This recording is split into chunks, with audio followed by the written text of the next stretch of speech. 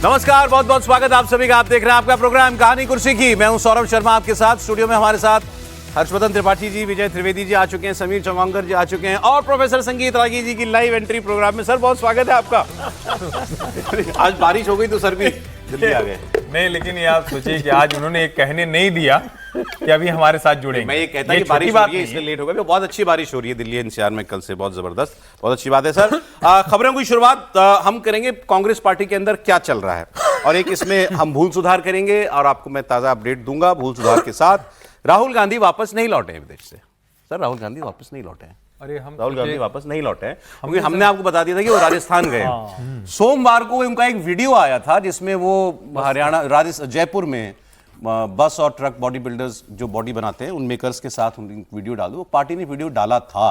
वो 22 तारीख के विदेश गए हुए हैं, वो 12 तारीख को लौटेंगे। अभी वो नहीं आए हैं। ये खबर कहां, क्यों हम इसकी चर्चा कर रहे थे? क्योंकि ये खबर आई कि पंजाब में जो घमासान चल रहा है, चन्नी जी जो बगावती हो गए, उनको ये कहा गया कि राहुल गांधी के आने तक वो कोई बड़ा कदम ना लें।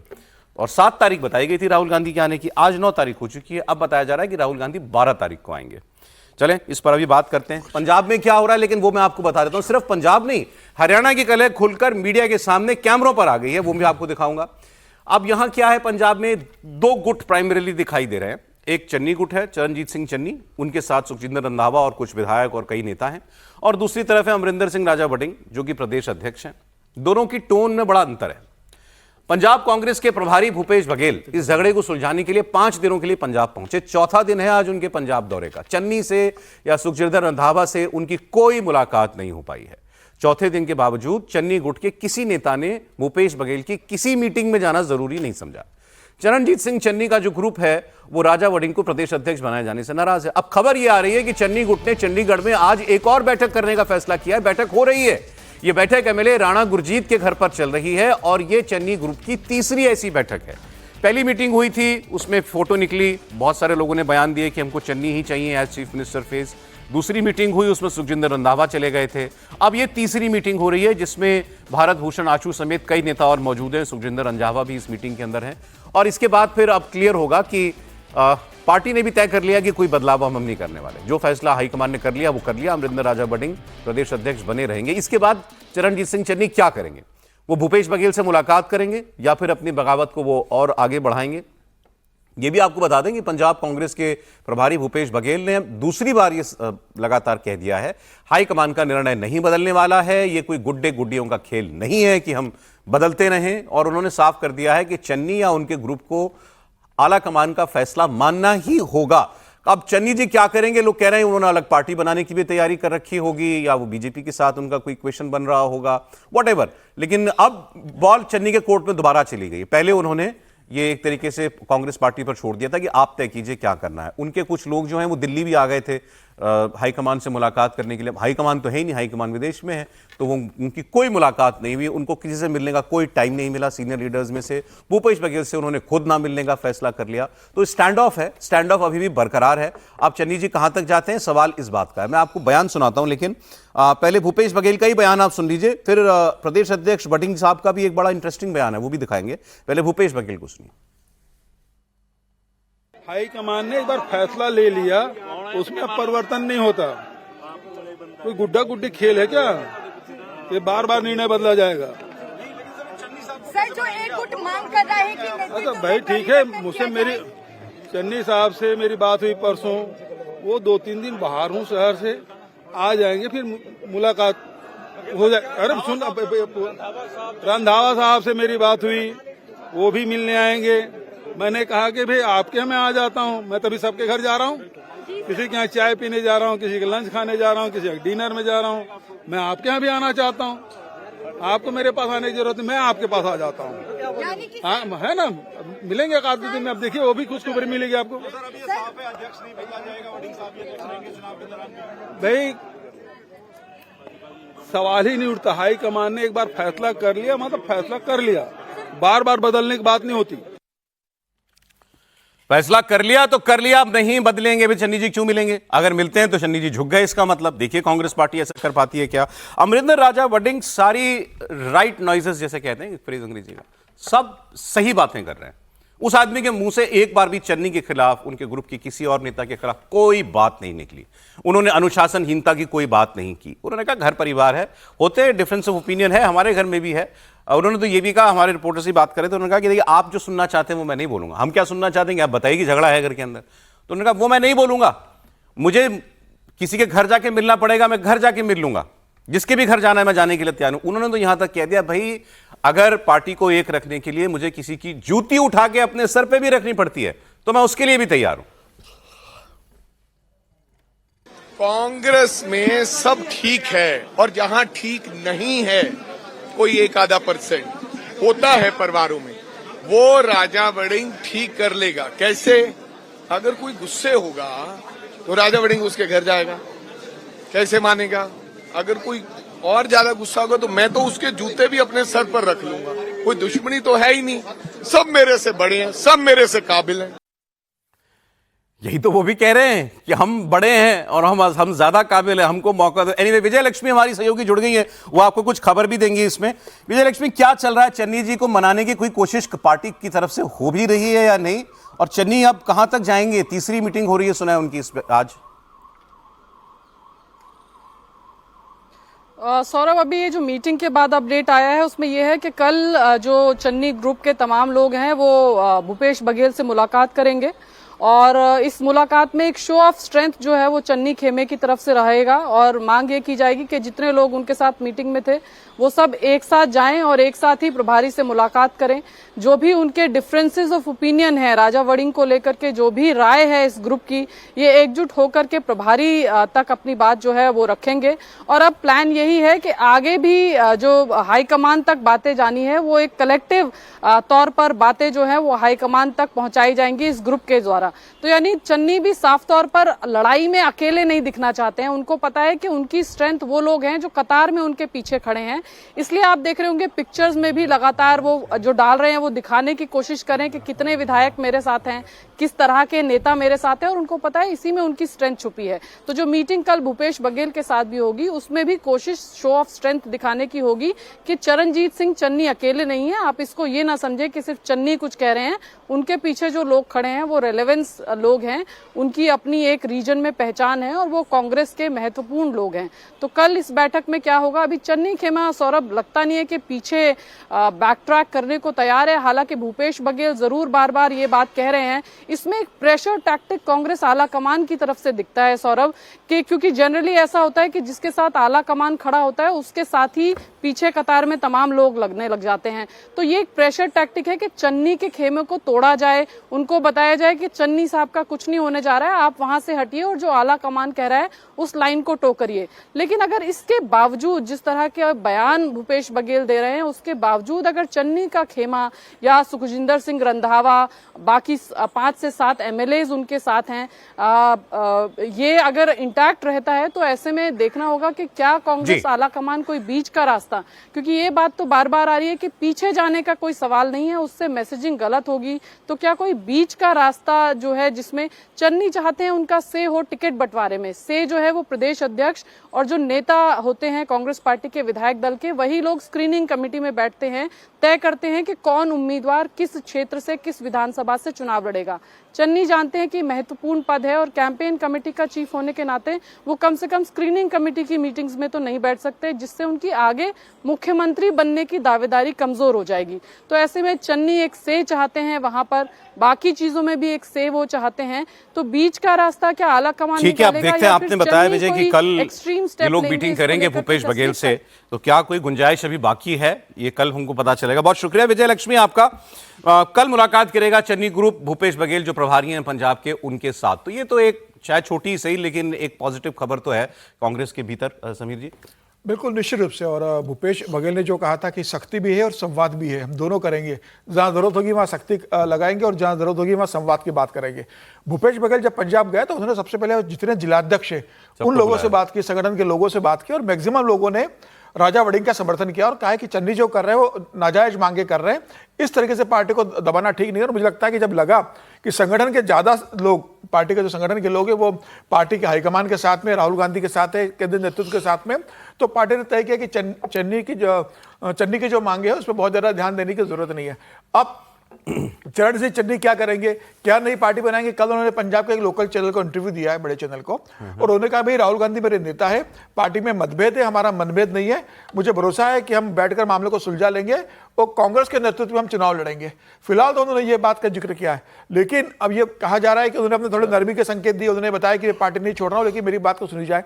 ये बोला है मैं पार्टी नहीं छोड़ रहा हूं, ये उन्होंने कल बोला है कि मैं पार्टी में हूं, पार्टी के अंदर मतभेद है, मनभेद नहीं है, और मेरी कोशिश है कि राहुल गांधी से मिलकर बात रखकर हम एक मिलकर चुनाव लड़े। तो समय कम है, तो मैं चाहता हूं कि जो हमारी समस्या है उसका समाधान हो। तो अब उसको किस रूप में देखा जाए, क्या वो राहुल गांधी का आने का इंतजार कर रहे हैं, राहुल गांधी से कोई पॉजिटिव रिप्लाई न मिलने पर वो कोई अगला स्टेप उठाने को जाएंगे। और जो 7 विधायक इनके साथ बताए जा रहे, चेन्नई की खबर ये कि उसमें से 4 विधायक का टिकट तो कटना तय था कांग्रेस में, उनकी छवि बहुत खराब है, सारी बातें सही हो सकती हैं, इसलिए पार्टी ने माना कि अगर विधायक जाते भी है तो उनको टिकट वैसे भी नहीं मैं मिलना कह रहा हूं है। आप चन्नी को आज मना भी लो, कह दो कि साहब चलो आपकी भी मानी जाएगी टिकट बंटवारे में, ये मन की गांठ तो नहीं खुलने वाली ना। बिल्कुल, अब जाएगी तो ऐसे ही कांग्रेस टूटे घर से ही चुनाव के अंदर, ये तो बड़ा क्लियर है। अब सवाल ये है कि उन्होंने कहा भाई राहुल गांधी से मुलाकात करके हम अपनी बात रखना चाहते हैं, उनके लोग दिल्ली भी आए हुए थे, हमको भी यही खबर थी कि 7 तारीख को राहुल गांधी आएंगे, राहुल गांधी 12 तारीख को आएंगे। मैं तो एक और बात कहता हूं आपसे, चलिए राहुल गांधी की बात चल रही है, तो देश का लीडर ऑफ अपोजिशन 20 दिन विदेश में है, 22 तारीख को गए, 12 तारीख को लौटेंगे। देश का विपक्ष का नेता 20 दिन विदेश में है, ये नहीं मालूम किसी को कि वो कहां है, छोड़ दीजिए कांग्रेस पार्टी के अंदर क्या हो रहा है, ये भी बोलिए अज्ञात स्थान पे, नहीं मालूम कहां है, अज्ञात कैसा स्थान होता है पे। क्या, ऐसे पॉलिटिक्स चलती है क्या किसी भी पार्टी की, और वो भी इतनी बड़ी पार्टी की। लेकिन कांग्रेस है तो चल रहा है। जी त्रिपाठी जी। नहीं, सबसे पहले तो आपने मतलब एक अच्छे एंकर की तरह, भद्र पुरुष की तरह माफ़ी से शुरुआत की, भूल सुधार से शुरुआत की, तो हम सब माफ़ी मांग लेते हैं। राहुल जी के आने पे हमने चर्चा कर ली थी, तो पहले तो क्षमा करें, क्योंकि राहुल जी आए ही नहीं देश में, हम लोगों ने कहा कि वो आ गए हैं, उनकी वो वीडियो डाला ना उस दिन प्राथमिकताएं क्या कांग्रेस की तरफ से, इसलिए वो नहीं, गलतफहमी वो हुई। तो एक बड़ा अच्छा मुझे लाइन याद आ रही, किसी ने वो पुराना वाला भारत जोड़ो यात्रा के समय जब दाढ़ी इतनी इतनी बड़ी थी, तो वो वाला वीडियो किसी ने डाला था, वो बच्चों से मिले थे, किसी ने कहा जब राहुल जी विदेश होते हैं तो कांग्रेस की IT सेल का काम 4 गुना बढ़ जाता है। क्यों 4 गुना बढ़ जाता है? क्योंकि उस वक्त उनको साबित करना होता है कि राहुल जी बहुत कंसर्न है इस देश के लोगों के लिए, तो कहीं बच्चों से मिलते हुए, कहीं कुछ ऐसे करते हुए, कहीं तो वो वीडियो डाले जाते हैं। उसमें भ्रम में आप भी पढ़े, हम सब पढ़ गए। लेकिन मूल बात क्या है, क्या सचमुच इस देश में किसी महत्वपूर्ण पद पर बैठे हुए व्यक्ति की जानकारी मांगना ये गलत है? मान लीजिए कोई मंत्री ही अभी 20 दिन के लिए विदेश चला जाए, उदाहरण के लिए, चलिए प्रधानमंत्री को छोड़िए, उनका तो सब कार्यक्रम 1-1 मिनट का तय होता है। मान लीजिए गृह मंत्री जी अभी 20 दिन के लिए चले जाएं, हालांकि वो तो विदेश गए ही नहीं, बहुत पहले वो कभी विदेश गए थे, वो जाते ही नहीं है विदेश। अच्छा चलिए मान लीजिए आपको आजकल गडकरी जी बहुत दिख रहे हैं, यही 20 दिन के लिए विदेश चले जाएं, या चलिए विदेश भी ना जाएं, ये कहीं चले जाएं पता ही ना चले, तो आप क्या करेंगे?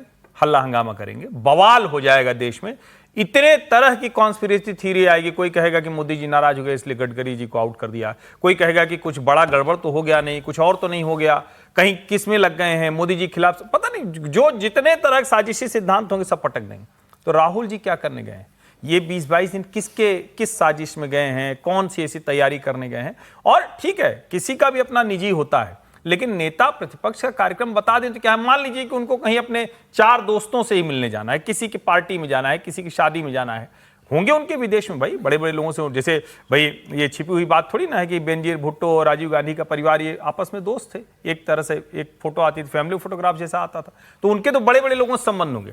सवाल बस यही है कि देश में इतना कुछ हो रहा है और नेता प्रतिपक्ष को अपनी पार्टी तो छोड़िए, देश के मुद्दों पर भी बात करने की फुर्सत 20 दिन बहुत होते हैं, नहीं, बहुत नहीं महीना है भाई, ये आप समझिए 12 महीनों में से 1 महीना। और एक लाइन बस बोल दूं, जो आप आपने कहा क्या ऐसे राजनीति होगी, देखिए गांधी परिवार तो ऐसे ही राजनीति करेगा, जो आपको करना करिए, आपको मतलब we the people of India, हम भारत के लोग जैसे, लेकिन वो तो ऐसे ही राजनीति करते हैं, वो तो जब मन करता है अचानक एक दिन खड़े होते हैं, देश उनके पीछे चलने लगता है, तो उनको पता है कि जिस दिन वो लौट के आएंगे उसी दिन से फिर वो 3-4 तरह की आग वाला इमोजी लगा के और जननायक हो जाएंगे, तो उनको क्यों चिंता करनी है?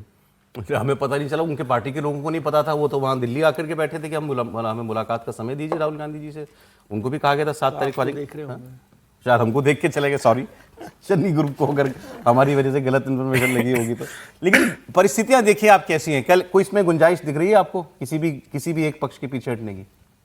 चन्नी साहब का मुझे नहीं लग रहा कि बहुत वो समय मतलब टाइम बाई कर रहे होंगे, और जो उनकी प्रेशर टैक्टिक्स हो सकती है भूपेश बघेल की, लेकिन उनको ये साफ हो गया कि अब ये बहुत चलेगा नहीं, आ भी गए या चले गए, अभी तक इलेक्शन आते आते फिर कुछ ना कुछ डिमांड होगी, वो ये खत्म होगा नहीं, लगातार चलता रहेगा ये, चलता रहेगा। तो इसलिए इस चैप्टर को क्लोज नहीं करें, कई बार होता है ना बुक्स को आप देखते हैं डायरी में कुछ पन्ने लूज हो जाते हैं, वो फटे नहीं है, अलग से नहीं हुए, अलग नहीं हुए, लेकिन वो लूज हो गए तो वो उसके साथ भी नहीं है। तो वैसे वो लूज पन्ने हैं, किसी दिन वो टूट कर अलग भी हो जाएंगे, नहीं होंगे तो भी उसका जोड़ उसके साथ नहीं रहता, बल्कि वो डायरी की शक्ल जो है वो ख़राब होती है, किताब की शक्ल ख़राब होती है।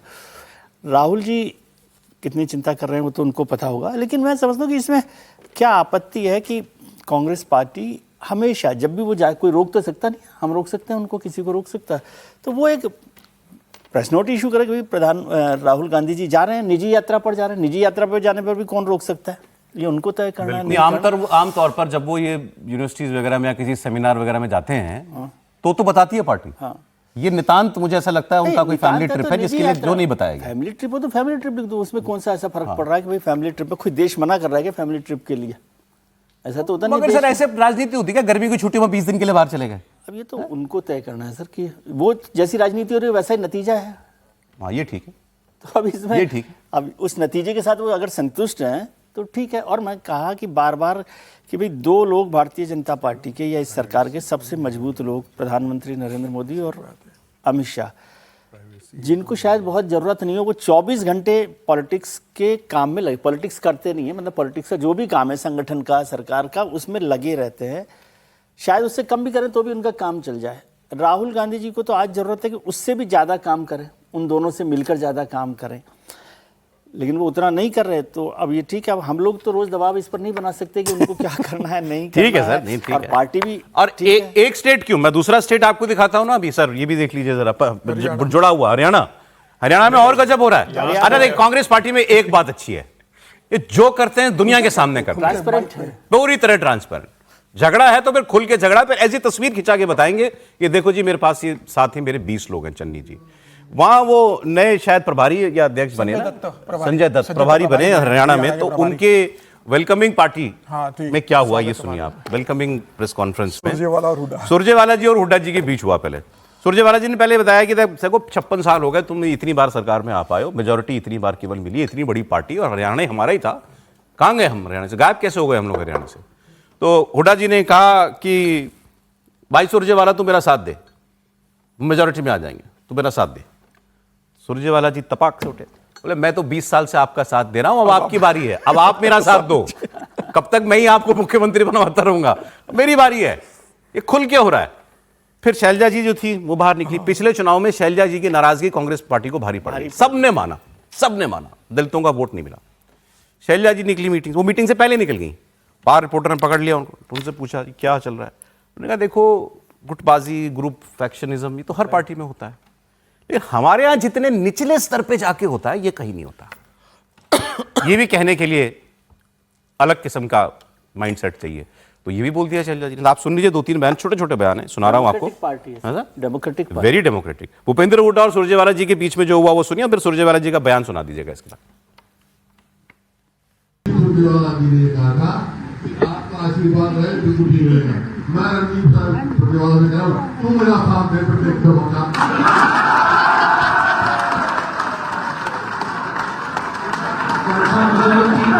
आपका साथ देते हो, अब आपकी बारी आ गई है।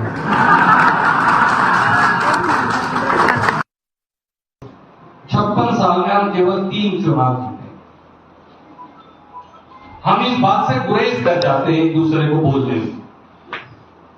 कांग्रेस पार्टी 56 साल में केवल 3 बार चुनाव जीती, बाकी सारे चुनाव हार गए। पहले इस बात की हर कार्यकर्ता को भी और नेता को पहचान करनी पड़ेगी कि आप 56 साल में केवल 3 चुनाव ही जीत पाए। मैं मेरे छोटे भाई दीपेंद्र का बहुत आदर करता हूं। हम कहते रहे 60 MP MLA आगे थे जी, फिर जीते क्यों नहीं? कहते रहो आप 60 आए थे, 600 और ले आओ तो क्या फर्क पड़ेगा? आखिर में तो 46 MLA आने चाहिए। हम कहते रहे कि हमारी सबसे ज्यादा प्रतिशत वोट आई थी, पर MLA तो 37 पे आ गया करके। देखिए एक और बड़ी महीन चोट की सुरजेवाला जी ने, वहां से जीत जाते हैं, दीपेंद्र हुड्डा सांसद बन जाते हैं। बोला भाई ये ना बताओ कितने वोट मिले, इतने मार्जिन से जीत गए, सीटें कितनी आती हैं विधानसभा में? 46 सीटें चाहिए सरकार बनानी, आती हैं? कांग्रेस पार्टी को कब आई थी आखिरी बार 46 सीटें? फिर उन्होंने पूरा डेटा निकाला, 56 साल में 3 बार ऐसा मौका आया है जब कांग्रेस को सरकार बनाने का मौका मिला स्पष्ट बहुमत से। 90 सीटें, बहुमत के लिए 46 की जरूरत है। 1972 में कांग्रेस पार्टी को 48 सीटें आई थी, स्पष्ट बहुमत मिला। 77 के बाद इमरजेंसी आई, हरियाणा में कांग्रेस पार्टी पीछे चली गई। 77 में कांग्रेस पार्टी सिर्फ 3 सीटें जीती। 82 में 36 सीटें जीती। 87 के इलेक्शन में फिर 5 पे आ गई। इमरजेंसी के 14 साल के बाद 1991 में पहली बार हरियाणा में कांग्रेस अपने दम पर सरकार में आई, 51 सीटें जीत करके। फिर उसके बाद 2005 में कांग्रेस 67 सीटें जीतकर अपने दम पर सरकार बना पाई थी। 2009 में भी कांग्रेस की सरकार बनी थी, लेकिन तब 40 विधायक आए थे और उसके बाद से सन्नाटा है वहां पर। कौन आ गया? भाजपा, जिसका कोई सोच भी नहीं सकता था। वो 3 बार से भारतीय जनता पार्टी वहां पर लगातार चुनाव जीत रही है और पिछला इलेक्शन तो ऐसी जीती जिसमें कोई उसको चांस नहीं दे रहा था, उसके बावजूद वो जीती। अब शैलजा जी इसकी वजह बता रही है, कुमारी शैलजा। पार्टी के लिए और आगे, क्योंकि कई बार हो गया है, इतना समय निकल गया, पार्टी मेजॉरिटी में मेरे को लग रहा है 2005 के बाद हमने कभी मेजॉरिटी नहीं हम ले पाए हैं, तो अब इस चीज को तो रिवर्स करना होगा ना। तो मैम पंजाब को देख रहे हैं जिस प्रकार से वहाँ पे चीजें चल रही हैं और चंजीत चन्नी जो है वो नाराज देखने को मिल रहे हैं। नाराजगी कुछ नहीं है, सबसे बातचीत की जा रही है, सब समझते हैं जिम्मेवारी को और मुझे पूरा विश्वास है कि सभी लोग मिलकर आगे कार्य करें। सर, हरियाणा, पंजाब, कोई 2-4 और राज्य आपको जोड़ने हो जहां पर कांग्रेस पार्टी में कुछ चल रहा हो तो भी बता दीजिए। सर, एक तो आप राहुल गांधी के साथ आप सभी अन्याय कर रहे हैं। हम ही अन्याय कर रहे हैं सर। मैंने किसी की प्राइवेसी पर आप लोग इतना पब्लिकली कुठाराघात करते हो। सबके अपने परिवार होते हैं, किसी का देश में होता है, किसी का विदेश में होता है, और कोई अपने परिवार से मिलने जाए, कहीं पर मिलने जाए, सगे संबंधियों से मिलने जाए जो बहुत निजी हो, बहुत से बहुत निजी हो, अब उसमें भी आप लोग पूछना चाहते हैं कि वो कहाँ है। नौकरी पाने के बाद आप नानी जी के घर कितनी बार गए? अरे भाई, ऐसे पूछ रहा हूँ। मैं कह रहा हूँ कि नानी जी से भी ज्यादा कोई प्रिय हो तो क्या करेंगे आप? मैं पूछ रहा हूँ आपसे। नानी तो मैंने इस उम्र में नानी बहुत ज्यादा प्रिय नहीं रह जाती हैं, इसके बावजूद भी आप चाहते हैं कि नानी का हम पहन जाए। नहीं, सीरियस ये गंभीर बात है। 20 दिन बाहर रहना लीडर ऑपोजिशन का, विदेश में रहना, और कहाँ है नहीं पता किसी को। तो भाई ऐसी कई यात्राओं कर चुके हैं। इस पर जब सवाल उठाते हैं तो फिर आप लोग सवाल उठाते हैं तो कहा जाता है वो तो निजी यात्रा पर हैं। मैं तो मानता हूँ ये देश के लिए बहुत शुभ संकेत नहीं है। कल राहुल गांधी के साथ कुछ घटित हो जाता है तो क्या होगा? देश की बदनामी होगी। आप समझिए इस चीज़ को। वो सुरक्षा का आवरण भी लेकर के नहीं जाते हैं, वो उनके साथ जो है वो जो चाहे सुरक्षा की जो पूरा तामझाम होना चाहिए वो कायदे से वो भी होना चाहिए। वो लीडर ऑफ अपोजिशन है, लेकिन ये राहुल गांधी की निजी यात्रा पर जब जाते हैं तो इन सबको वो मना कर देते हैं। ठीक है, चलिए छोड़िए एक बात। पार्टी में जो हो रहा है अब कांग्रेस पार्टी के आप देखिए तो कांग्रेस पार्टी तो पंजाब में देखिए आप 2015 से आप जोड़ना शुरू कर दीजिए तो अमरिंदर सिंह पर प्रताप सिंह बाजवा के बीच में भिड़ंत चल रही थी। फिर जब बाजवा किनारे लग गए तो अमरिंदर सिंह और सिद्धू की भिड़ंत हो गई। फिर जब सिद्धू की ये 2017 से और 21 के बीच में तो वही भिड़ंत होती रही।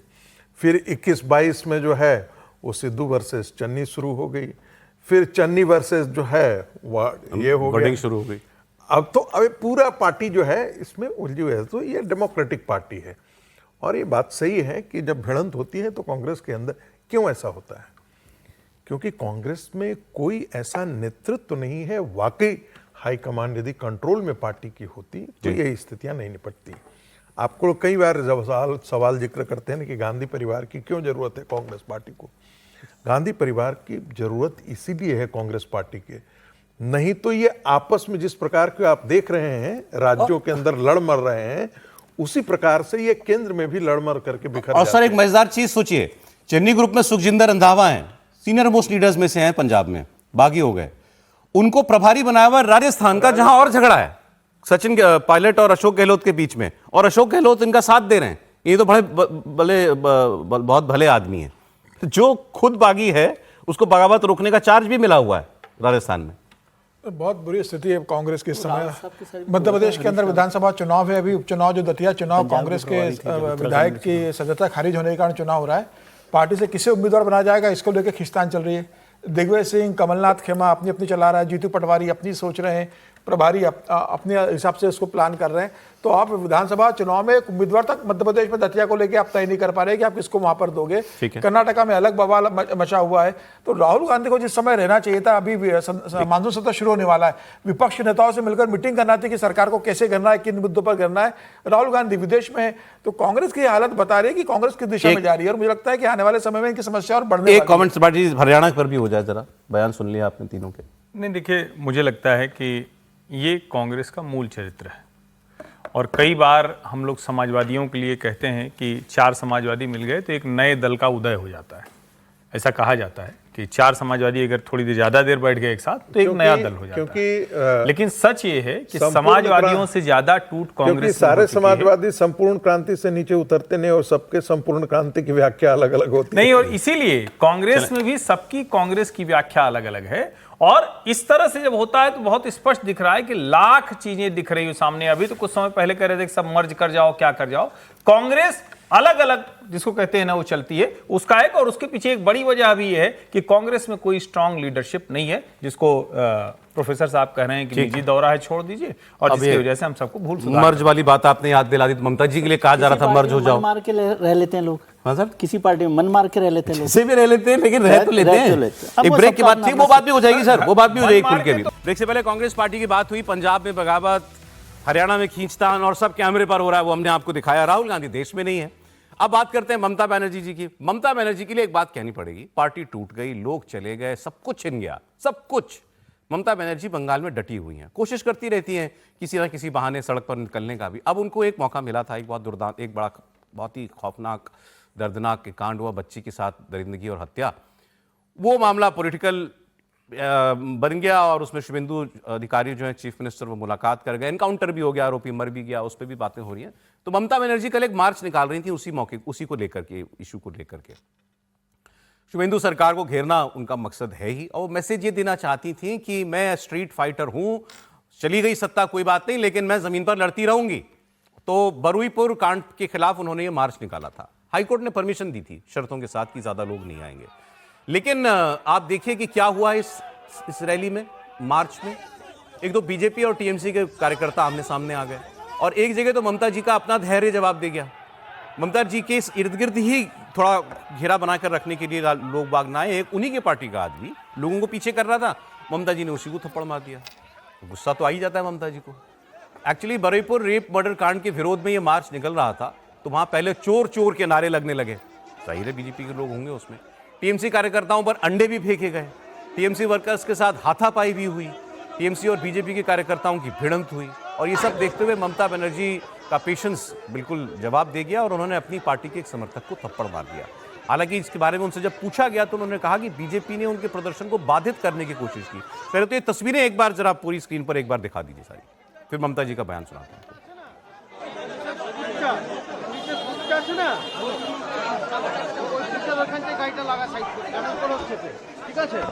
ऐसी भी तस्वीरें आपको इस स्टैचर के लीडर की कितनी देखने को मिलती हैं कि कोई नेता इतनी बार का मुख्यमंत्री बिल्कुल सड़क पर बिल्कुल आपको अपने लोगों के बीच में दिखाई देगा। ममता जी की खासियत है।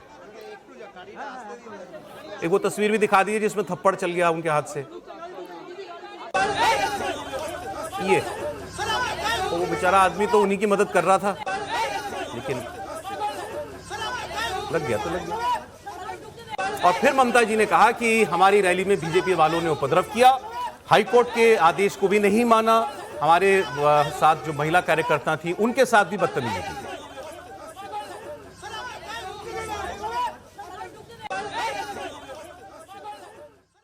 नहीं, हमको महिला लोगों को मारा है, हमारा कोर्ट का परमिशन था, हमारा हाई कोर्ट से परमिशन था, तब भी वो बीजेपी हमारा एरिया में भी सुबह में हमको थ्रेट किया, बाइक करके रैली करके पूरा रास्ता में माइक बजाया, हमारा महिला लोगों को भी मारा है, पीटा है, सबको खून निकल रहा है, हम उसको रेस्क्यू कर रहा है। Police have became the BJP cadre, I am sorry to say. अब वो जो कह रही ना कि माइक बजाया, वो एक एक्चुअली ये आरोप लगा रहे हैं टीएमसी वाले कि हमको जो परमिशन मिली पूरे दौरान डीजे पूरे रास्ते में बड़े बड़े स्पीकर लेकर के बीजेपी के लोग उस पर डीजे बजाते रहे, बातें बोलते रहे कुछ ताकि ये लोग डिस्टर्ब हो। ये आरोप वो लगा रहे हैं। गजब पॉलिटिक्स है। देखिए पश्चिम बंगाल की चीफ मिनिस्टर सड़क पर उतर जाती है, एक्स चीफ मिनिस्टर, और अभी तक जो है भिड़ंत बंद नहीं हो रही बीजेपी की और इनके लोगों की। देखिए सौरभ जी, एक तो ये है कि हम लोग तो कहते ही हैं, हिंदू मान्यता है कि सब कुछ यहीं मिलता है। स्वर्ग नरक वाली अवधारणा तो अलग है, वो तो मोक्ष के बाद मिलेगा, लेकिन यहीं मिलता है सब। थोड़ी दया भी आती है। ये ममता बनर्जी जो एक समय में क्या जलवा हुआ करता था, वो सबको याद है। वो ब्रिगेड ग्राउंड का वो जो क्रॉस जैसा वो बनाती थी ना, उस पर एक तरफ से टहलते हुए जाती थी, दूसरी तरफ से टहलते जाती थी, फिर इधर जाती थी, और उसके चारों तरफ पब्लिक हुआ करती थी। लगता था कि ये ऑरा कभी खत्म नहीं होगा। लेकिन लोकतंत्र की खूबसूरती देखिए। और मैं तो ये सोच रहा हूँ कि उस पर डीजे पे कौन सा गाना रहा हो, खेला होबे बज रहा था या कौन सा बज रहा था, क्योंकि खेला होबे समय तो बजता था तो लोगों के घर में खेला होबे करते और 4 लड़के वो देसी बम उछाल देते थे। तो ये सब नहीं हो रहा है, ये भी नहीं होना चाहिए। लेकिन फिर मैं कहूंगा कि वहां की राजनीति इतनी विभाजित हो चुकी है कि उसको पटरी पर लाने में समय लगेगा। शुभेंदु अधिकारी वो कोशिश करते दिख रहे हैं, उसको और निष्ठा से करना पड़ेगा, क्योंकि अगर एक समय की बात नहीं होगा तो फिर रिवर्स होगा। लेकिन हाँ, अभी तो जो स्थिति है उसमें ममता बनर्जी को ये प्रयास करना चाहिए कि वो ऐसा करती हुई न दिखें कि लोगों को लगे कि नहीं इतना कुछ हो गया, उसके बाद भी इस महिला का अहंकार, इस महिला का गुस्सा वो सब नहीं जा रहा है। और जैसे उन्होंने थप्पड़ मारा है ना, उनका अपना वर्कर है, ये दिखा रहा है कि अंदर से ममता बनर्जी कितनी खाली हो गई हैं। कई बार आप बहुत खाली जगह जाइए तो जो ये तो तेवर है उनके, लोग उनके समर्थक कह रहे हैं ये तो ममता जी ये वाला ऐसे ही तेवर रहते हैं उनके। ये वाला तेवर नहीं है, ये खींच वाला है। वो वाला तेवर अलग था जब वो डांट देती थी, भगा देती थी। खींच वाला है, एकदम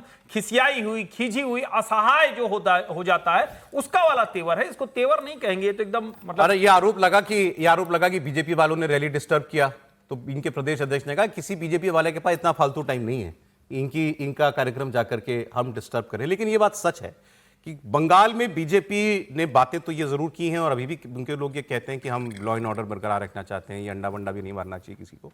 लेकिन वो ये समझते हैं कि जो कुछ भी उनके साथ हुआ या जो कुछ भी कल्चर, ऐसा पॉलिटिकल कल्चर रहा है, ये रहेगा, ये एक दिन में खत्म नहीं होने वाला है। ये बीजेपी के लोगों को मालूम है, और इसलिए बहुत ज्यादा सख्ती होती भी तो कहीं दिखाई देती नहीं इस पर।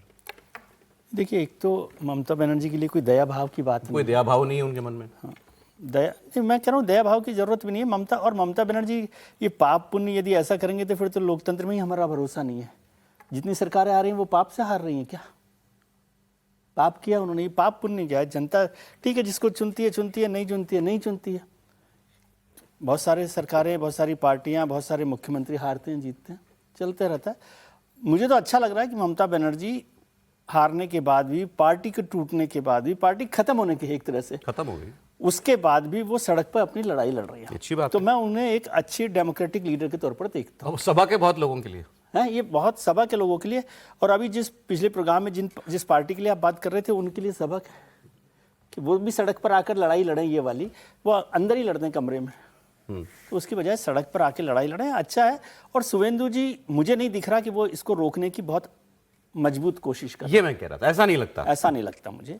और उनको करनी चाहिए कि ये ऐसा ना चले। लगता होगा हमने बहुत सहा है, अभी तो कुछ ही दिन हुए, बहुत दिन हो गए, अब बहुत हो गया मेरे ख्याल से। टीएमसी के ना सर, शुभेंदु अधिकारी में पूरी राजनीति टीएमसी में करी है, अल्टीमेट नुकसान उनका ही होगा। एक तस्वीर और भी बीच में आई थी, शायद वो वही व्यक्ति, इनके आईटी सेल के हेड का वो वीडियो देखा आपने? अगर वो हमारे पास है तो वो लगा दीजिएगा। उस व्यक्ति को कैसे मतलब गर्दन से पकड़ के लोगों ने बाहर निकाला भाई, सड़क पर खींचा उसको। उनको शुभेंदु जी की सरकार के लिए जरूरी है कि वो इसको थोड़ा जल्दी नियंत्रण में करें। लड़का सा है वो आदमी, मैं उसका नाम ढूंढता हूँ, वो रोने लगा, वो व्यक्ति रोने लगा। ज्यादा उम्र का लड़का नहीं था वो, इनका वो सोशल मीडिया वगैरह का हेड होगा, मैं नाम बताता हूँ अभी आप। उसके साथ भी कल जो है वहां पर काफी धक्का मुक्की वगैरह हुई है। अच्छा, यही बात, यही व्यक्ति शायद, यही व्यक्ति है शायद इसके साथ हुआ है। नाम मैं आपको बताता हूँ।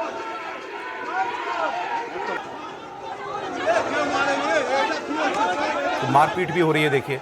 अच्छा, इतनी मुश्किलें नहीं है, कल हमने थोड़ी चर्चा की थी, आज थोड़ा डिटेल में करते हैं क्योंकि उसकी जानकारी और आई है सामने से। ममता बनर्जी की देखिए मुश्किलें और कैसे बढ़ रही हैं, एक के बाद एक नई परेशानी उनकी पार्टी के सामने आ रही है। बागी गुट जो है उसने टीएमसी के बैंक खातों के खिलाफ शिकायत की थी, तो वो फ्रीज कर दिए गए थे। फिर इस पर कलकत्ता हाईकोर्ट में सुनवाई होनी थी, कल होनी थी, नहीं हो पाई, आज होनी है। अब ईडी ने इन तीनों खातों को अपनी तरफ से सील कर दिया। 440 करोड़ रुपए, क्या नाम था सर? देवांशु भट्टाचार्य, हाँ, उसके साथ हुआ कल। अब ईडी जब इसमें आ गई और ईडी ने अपनी तरफ से फ्रीज कर दिया, तो हाईकोर्ट जो सुनवाई करता, और एक उम्मीद रही होगी ममता बनर्जी को कि हाईकोर्ट शायद अनफ्रीज कर दे उन खातों को, तो वो उम्मीद भी गई। क्योंकि अब तो ईडी आ गई, ईडी ने फ्रीज लगा दिया, अब तो मामले अलग हो गया। 440 करोड़ रुपए उसमें है, पीएमएलए के तहत, मनी लॉन्ड्रिंग एक्ट के तहत जो है उस पर कार्रवाई हुई है। और ईडी ने कोलकाता और उसके आसपास केयरवेल ग्रुप ऑफ कंपनीज के 5 जगहों पर रेड की है। ये एविएशन सेक्टर की कंपनी है और बताया यह जा रहा है कि टीएमसी ने अप्रैल 2023 से जून 2026 के बीच 3 साल में 160 करोड़ रुपए इस कंपनी को ट्रांसफर किए। इस कंपनी ने इनमें से करीब 83 करोड़ रुपए दूसरी कंपनी को ट्रांसफर कर दिए और 112 करोड़ रुपए में इस कंपनी ने Embraer legacy 600 business class jet और एक ऑगस्टा 109 एसपी हेलीकॉप्टर, ये 2 जहाज खरीदे। इसके साथ कंपनी ने इसके लिए केमन आइलैंड कंपनी से $1.7 मिलियन का एक अनसिक्योर्ड लोन भी लिया। इसके बाद टीएमसी की दी गई रकम से खरीदे गए हेलीकॉप्टर और प्लेन को टीएमसी को ही किराए पे दे दिया गया। ये कल हमने पूरी खबर डिस्कस की थी। इसके बाद विमान और हेलीकॉप्टर के इस्तेमाल के नाम पर बड़ी रकम का भुगतान हुआ पार्टी की तरफ से इस कंपनी को। कंपनी किसकी, ये सवाल ये है। एजेंसी ये पता लगा रही है कि इन पैसों का असल मकसद क्या था। ये कंपनी के पीछे जब जाया जाएगा तो पता चलेगा कि किन लोगों ने पहले टीएमसी के फंड से जहाज खरीदवाए और फिर टीएमसी को ही वो जहाज किराए पर दिलवाए। पैसा पार्टी का और किराया भी पार्टी दे रही है, कमाल ही हो गया। तो ये जांच जो है इस मामले में अब की जा रही है। जी सर, ये कल आप नहीं थे तो ये चर्चा हुई थी। देखिए, अब तो ये इतने लिंक्स मिल रहे हैं और मुझे लगता है कि ऐसे में तो ईडी का आना स्वाभाविक था। कहीं ना कहीं ईडी को जरूर पैसे का ट्रेल पता लगा होगा कि भाई इसका टीएमसी से लेना देना है, इसीलिए ईडी यहाँ पर आई। ईडी अमूमन ऐसे पार्टियों के फंड्स की जांच नहीं करती है सर? नहीं करती है, उसके अधिकार दायरे क्षेत्र में ये आता भी नहीं है, इसलिए जब तक उसको इस प्रकार की चीज़ें न मिल जाए। दूसरी बात, हम जब ममता बनर्जी के बारे में बात करते हैं कि बहुत अच्छी लड़ाई लड़ रही हैं, काश ममता बनर्जी आरजेकर रेप में, जब हॉस्पिटल में रेप हुआ था डॉक्टर के साथ, यदि ऐसी ही वो लड़ाई लड़ते हुए यदि सड़क पर आती तो ये आज दुर्दशा उनकी नहीं होती। तो हम बेशक कह लें आज कि वो बहुत अच्छी लड़ाई लड़ रही हैं और हम भी मानते हैं कि वो अच्छी लड़ाकिन हैं, वो लड़ती हैं बहुत, और चुनाव के हारना और जीतना तो लगा रहता है, सड़क पर उतर करके जनता के मुद्दों को उठाना भी आवश्यक है। लेकिन ये कह देना कि शुभेंदु अधिकारी की सरकार जो है वो, चूँकि शुभेंदु अधिकारी टीएमसी से आए हैं तो उनका संस्कार वैसा है, इस कारण से ऐसा है, ऐसा नहीं है। चूँकि वहाँ पर वहाँ की संस्कृति ही ऐसी है। हम बार बार शुरू में कहते थे। सर, इसका बहाना कब तक लिया जाएगा? मैं फिर कह रहा हूँ, अभी तो 1.5 महीने सरकार बने हुए है, रुक जाइए। ठीक है, चलिए। 37 साल जो है, 34 साल तो वामपंथियों ने यही किया, 15 साल ममता बनर्जी ने किया, तो आप जोड़ लीजिए कितने। तो ये पूरा जो है, जो बस गया है, जो वहाँ के संस्कार में बस गया है, मैं मानता हूं कि ऐसा बिल्कुल नहीं होना चाहिए। भाई इतना तो बीजेपी कर ही सकती थी ना कि इनकी रैली में हमारा कोई आदमी नहीं जाएगा। भाई इसकी कहाँ गारंटी है? कौन बताएगा कि इनकी रैली में हमारा उनका आदमी गया था? लेकिन डीजे बजाने से आपको परेशानी हो जा रही है।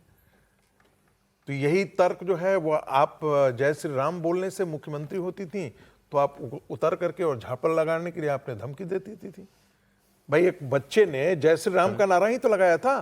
ठीक है, आप गाड़ी से उतर करके, आप में इतना टॉलरेंस नहीं है कि आप जय श्री राम का नारा भी सुन सकें और आप अपनी गाड़ी से उतर करके उसको धमकी देती हैं थप्पड़ मारेंगे। ठीक है, तो ये ममता बनर्जी की कार्यशैली तो शुरू से रही ये देखिए, आप उसी का वो नतीजा भुगत रही हैं। हम पाप पुण्य में नहीं जा रहे हैं, लेकिन आपने बीज यदि बबूल का बोया है तो आम की उम्मीद मत कीजिए। आपके साथ भी वैसा ही होगा जैसा आपने दूसरों के साथ किया। अगली खबर पर बढ़ते हैं सर, ये भी इंटरेस्टिंग खबर है वाला। इंटरेस्टिंग ये जो मसला है हेलीकॉप्टर वाला, ये नियत का मसला है या निगरानी का? सर थोड़ा अब पहली सुलझाइए। मतलब जो गड़बड़ हुई है ये नियत का, किसी की नियत की गड़बड़ हुई है या निगरानी में कोई गड़बड़ी थी? ऐसे पूछो, ये शब्द दो चल रहे हैं। ये पूरा नियत का खराब, निगरानी नियत का मामला है सर। इसमें तो किसी ने खेल किया है सर। किसी ने कंपनी खोली है और फिर पार्टी के पैसे से नहलाया है उसको। ये नियत निगरानी दोनों का मामला है। और अच्छा हुआ ये प्रश्न विजय जी ने किया। यहाँ तो जिसको कहते हैं ना कि अपने ही घर में डाका डाल लेना, अपने घर के सदस्यों को भी धोखा दे देना, और सब कुछ किया गया है। वहां तो कुछ चढ़ावा चोर थे जो मुझे भी चुरा क्यों लेके दिलवाई फिर, तो इसीलिए कह रहा हूं ना। फिर तो उसके बाद क्या किया, उनका धंधा भी बढ़िया हो जाएगा। तुम ही हमारे यहाँ करो, तुम ही हमारा जहाज ले जाओ, तुम ही हमें पैसा दे जाओ, हम ही तो। और जो कर्ज दिया गया है वो, अच्छा हुआ अभी हम लोग की चर्चा हो रही थी, उसके लिए कोई गारंटी तक नहीं दी गई आप इसको समझिए, कोई भी लोन जब दिया जाता है, 1 रुपया भी कोई देता है तो कम से कम सामने वाला 50 रुपया की तो 50 पैसे की तो गारंटी देगा। आप कर्ज लेने जाते हो तो कहता अच्छा कुछ दो, तो आप अपना घर मॉर्गेज कर देते हैं या कुछ तो बताते हैं। यहाँ तो कुछ नहीं दिया, अनसिक्योर्ड लोन। ऐसे तो कोई अनसिक्योर्ड लोन देता नहीं, तो उसमें कोई चीज एज गारंटी बताई गई होगी ना। बिल्कुल। अब वो क्या बताया, क्या वो पार्टी के फंड ही बता दिएगा कि हमारे पास इतना फंड है? वो कुछ बताया नहीं गया होगा। जब हम ही दे रहे हैं, हम ही ले रहे हैं, तो फिर बताना क्या है? तुम दे दो, बस रूट करना है।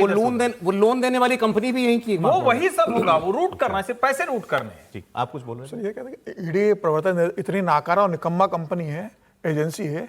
7 साल से 10 साल से केस चल रहे हैं। 4 अभिषेक बनर्जी के ऊपर ईडी ने केस दर्ज करी है, आज तक किसी का कोई परिणाम नहीं आया। न एक दिन अभिषेक को गिरफ्तार किया, न पूछने के लिए बुलाया। 6ठा केस दर्ज किया ईडी ने, और इसमें भी मैं आपको लिख के दे रहा हूं, कुछ नहीं होने वाला। ईडी में अगर थोड़ा भी रीढ़ की हड्डी होती और काम करने की नियत होती, तो जो 3 केस आपने दर्ज करे पिछले 6 साल से, उसका प्रगति रिपोर्ट बता देती कि अभिषेक अगले और हर केस में कहते हैं शट एंड डाउन वाला, क्या कहते हैं अगले केस के बारे में खुला कैसे ही है। अगला केस बता रहा हूँ, ये भी कुछ ऐसा सही है। हाँ, ओपन एंड शट कहती है दिल्ली का केस को। समझिए इस खबर पर बताइए जरा, ये बताइए जरा, ठीक हुआ है नहीं हुआ, इसमें और कुछ होना चाहिए था। दिल्ली विधानसभा चुनाव में एक मुद्दा बहुत चला था, सो कॉल्ड शीश महल का। मतलब अरविंद केजरीवाल ने अपने रहते हुए जो सरकारी बंगला रिनोवेट कराया था, उसका सरकारी घर था उनका, इसको लेकर बीजेपी ने एक बहुत बड़ा कैंपेन खड़ा किया, और सब लोग मानते हैं कि केजरीवाल की सरकार जाने में इस शीश महल के मुद्दे का बहुत बड़ा योगदान था। अब दिल्ली सरकार इसको स्टेट गेस्ट हाउस बनाने जा रही है, गेस्ट हाउस बनेगा ये। बताया जा रहा है कि सिविल लाइंस में जो फ्लैगस्टाफ रोड का बंगला नंबर 6 है, इसको स्टेट गेस्ट हाउस की तरह डेवलप किया जाएगा।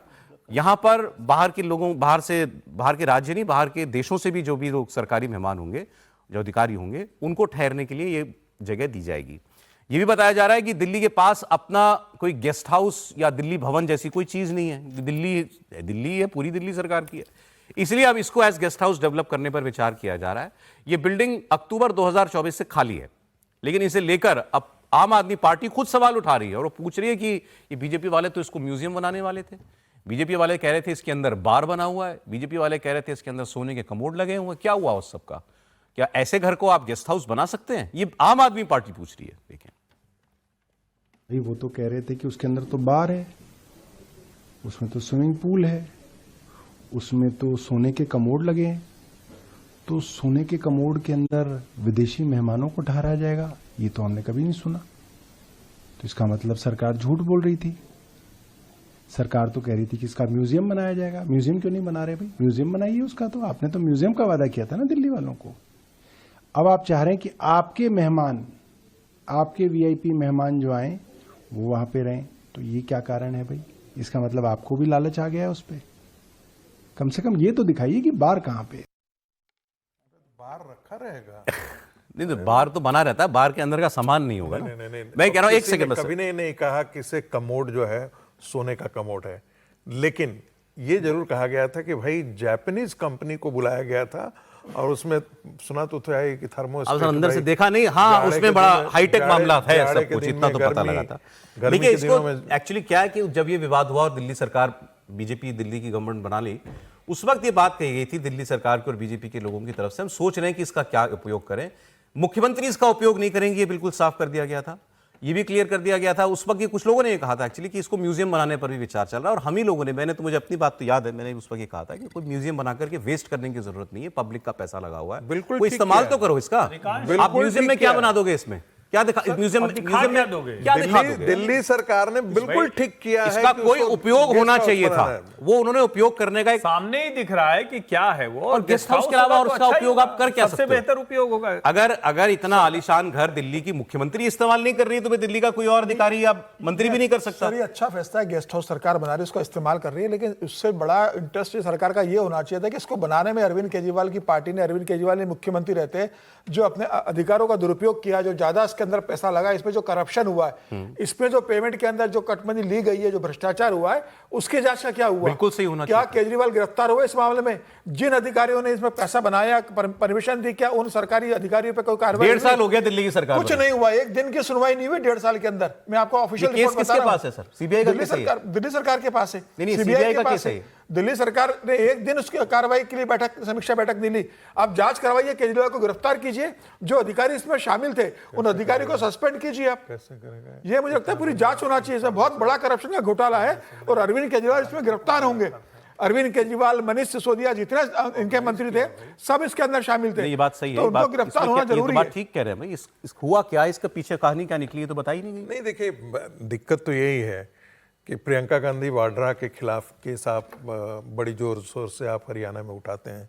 हरियाणा में सरकार आती है तो एक कदम आप उसके खिलाफ नहीं चल पाते हैं। राजस्थान में प्रियंका गांधी वाड्रा और रॉबर्ट वाड्रा के खिलाफ जमीन हड़पने का मामला या गलत तरीके से जमीन देने का मामला आता है। राजस्थान की सरकार वहाँ पर सत्ता में है, 2 कदम आप उधर आगे नहीं बढ़ते हैं। हिमाचल प्रदेश के अंदर वही स्थिति थी, रॉबर्ट वाड्रा फिर वहीं पर आकर के प्रियंका गांधी बार बार आप कहते जाते हैं कि जीजा जी जमीन ले गए, जीजा जी जमीन ले गए, लेकिन जब आप सत्ता में आते हैं तो 2 कदम भी उनके खिलाफ आप कार्रवाई नहीं। एक सामान्य आदमी होता तो आज वो जेल की दीवारों के पीछे होता, लेकिन चूंकि गांधी परिवार है तो आप उस पर हाथ नहीं लगाते हैं, हाथ उस पर धरते नहीं है। वैसे ही केजरीवाल जी में क्या प्रॉब्लम है? उनको तो आप जेल डाल चुके हो। मैं वही कह रहा हूं, अरविंद केजरीवाल पे आगे क्यों नहीं बढ़ रहा है भाई? क्या कहां पर है? क्या सीबीआई की गलती है या ईडी की गलती है? आपका ईडी का कन्विक्शन रेट कितना है? एक ऑप्शन और दे दीजिए ना, क्या केजरीवाल की कोई गलती है भी? वो तो वही बोलेंगे ना, मेरी गलती बता दो। अगर 1.5 साल हो गए तुमको सरकार में, जो चीजें निकल करके आई उसमें तो साफ से देखिए, हमारे लिए तो बहुत बड़ी गलती है जो अरविंद केजरीवाल ने किया। कोरोना के समय आपके पास वियतनाम से आप मार्बल मंगवा कर रहे हैं, आपको 26 लाख का कर्टन है, 16 लाख का आपका कमोड है, किचन 80 और 72 लाख में आप बनवा रहे हैं, और ये तो सारे रिकॉर्ड पर दिखाया गया है। हाँ। तो जब रिकॉर्ड पर दिखाया गया है, जितने का टेंडर नहीं हुआ था उससे ज्यादा यदि खर्चा किया, इलीगैलिटी भी ढूंढनी पड़ेगी ना अगर कोई हुई तो। बीजेपी रोज पत्रकार मुकदमा तो किसी अपराध पे बनता है ना सर। करप्शन का मामला है तो उसको उस तरह से देखा जाएगा कि भाई करप्शन कितना हुआ, ये हुआ। बस मुझे एक चिंता, ये तो अच्छा फैसला है, सब लोग कह रहे हैं, मैं भी इससे सहमत हूँ, गेस्ट हाउस ही बना दिया जाए। लेकिन आप जब बार बार एक शब्द काम में ले रहे हैं कि सरकार गेस्ट हाउस के तौर पर डेवलप करेगी, तो ये ना हो कि आप इस पर डेवलप करने पर 100 करोड़ रुपए खर्च हो, और डेवलप करके भी इससे खराब बनाए, इससे भी खराब बनाए। लेकिन जो बन गया है आप उसको डेवलप करके 100 करोड़ रुपए का एक टेंडर वो नहीं होगा, उसको कुछ करने की जरूरत नहीं है सर। देखिएगा, सरकारों को आप देखते ही नहीं है, आप देखिएगा कि क्या होता है। इसमें और पैसा लगेगा, इसमें और पैसा लगेगा, बिना उसके तो डेवलप नहीं होगा ना गेस्ट हाउस।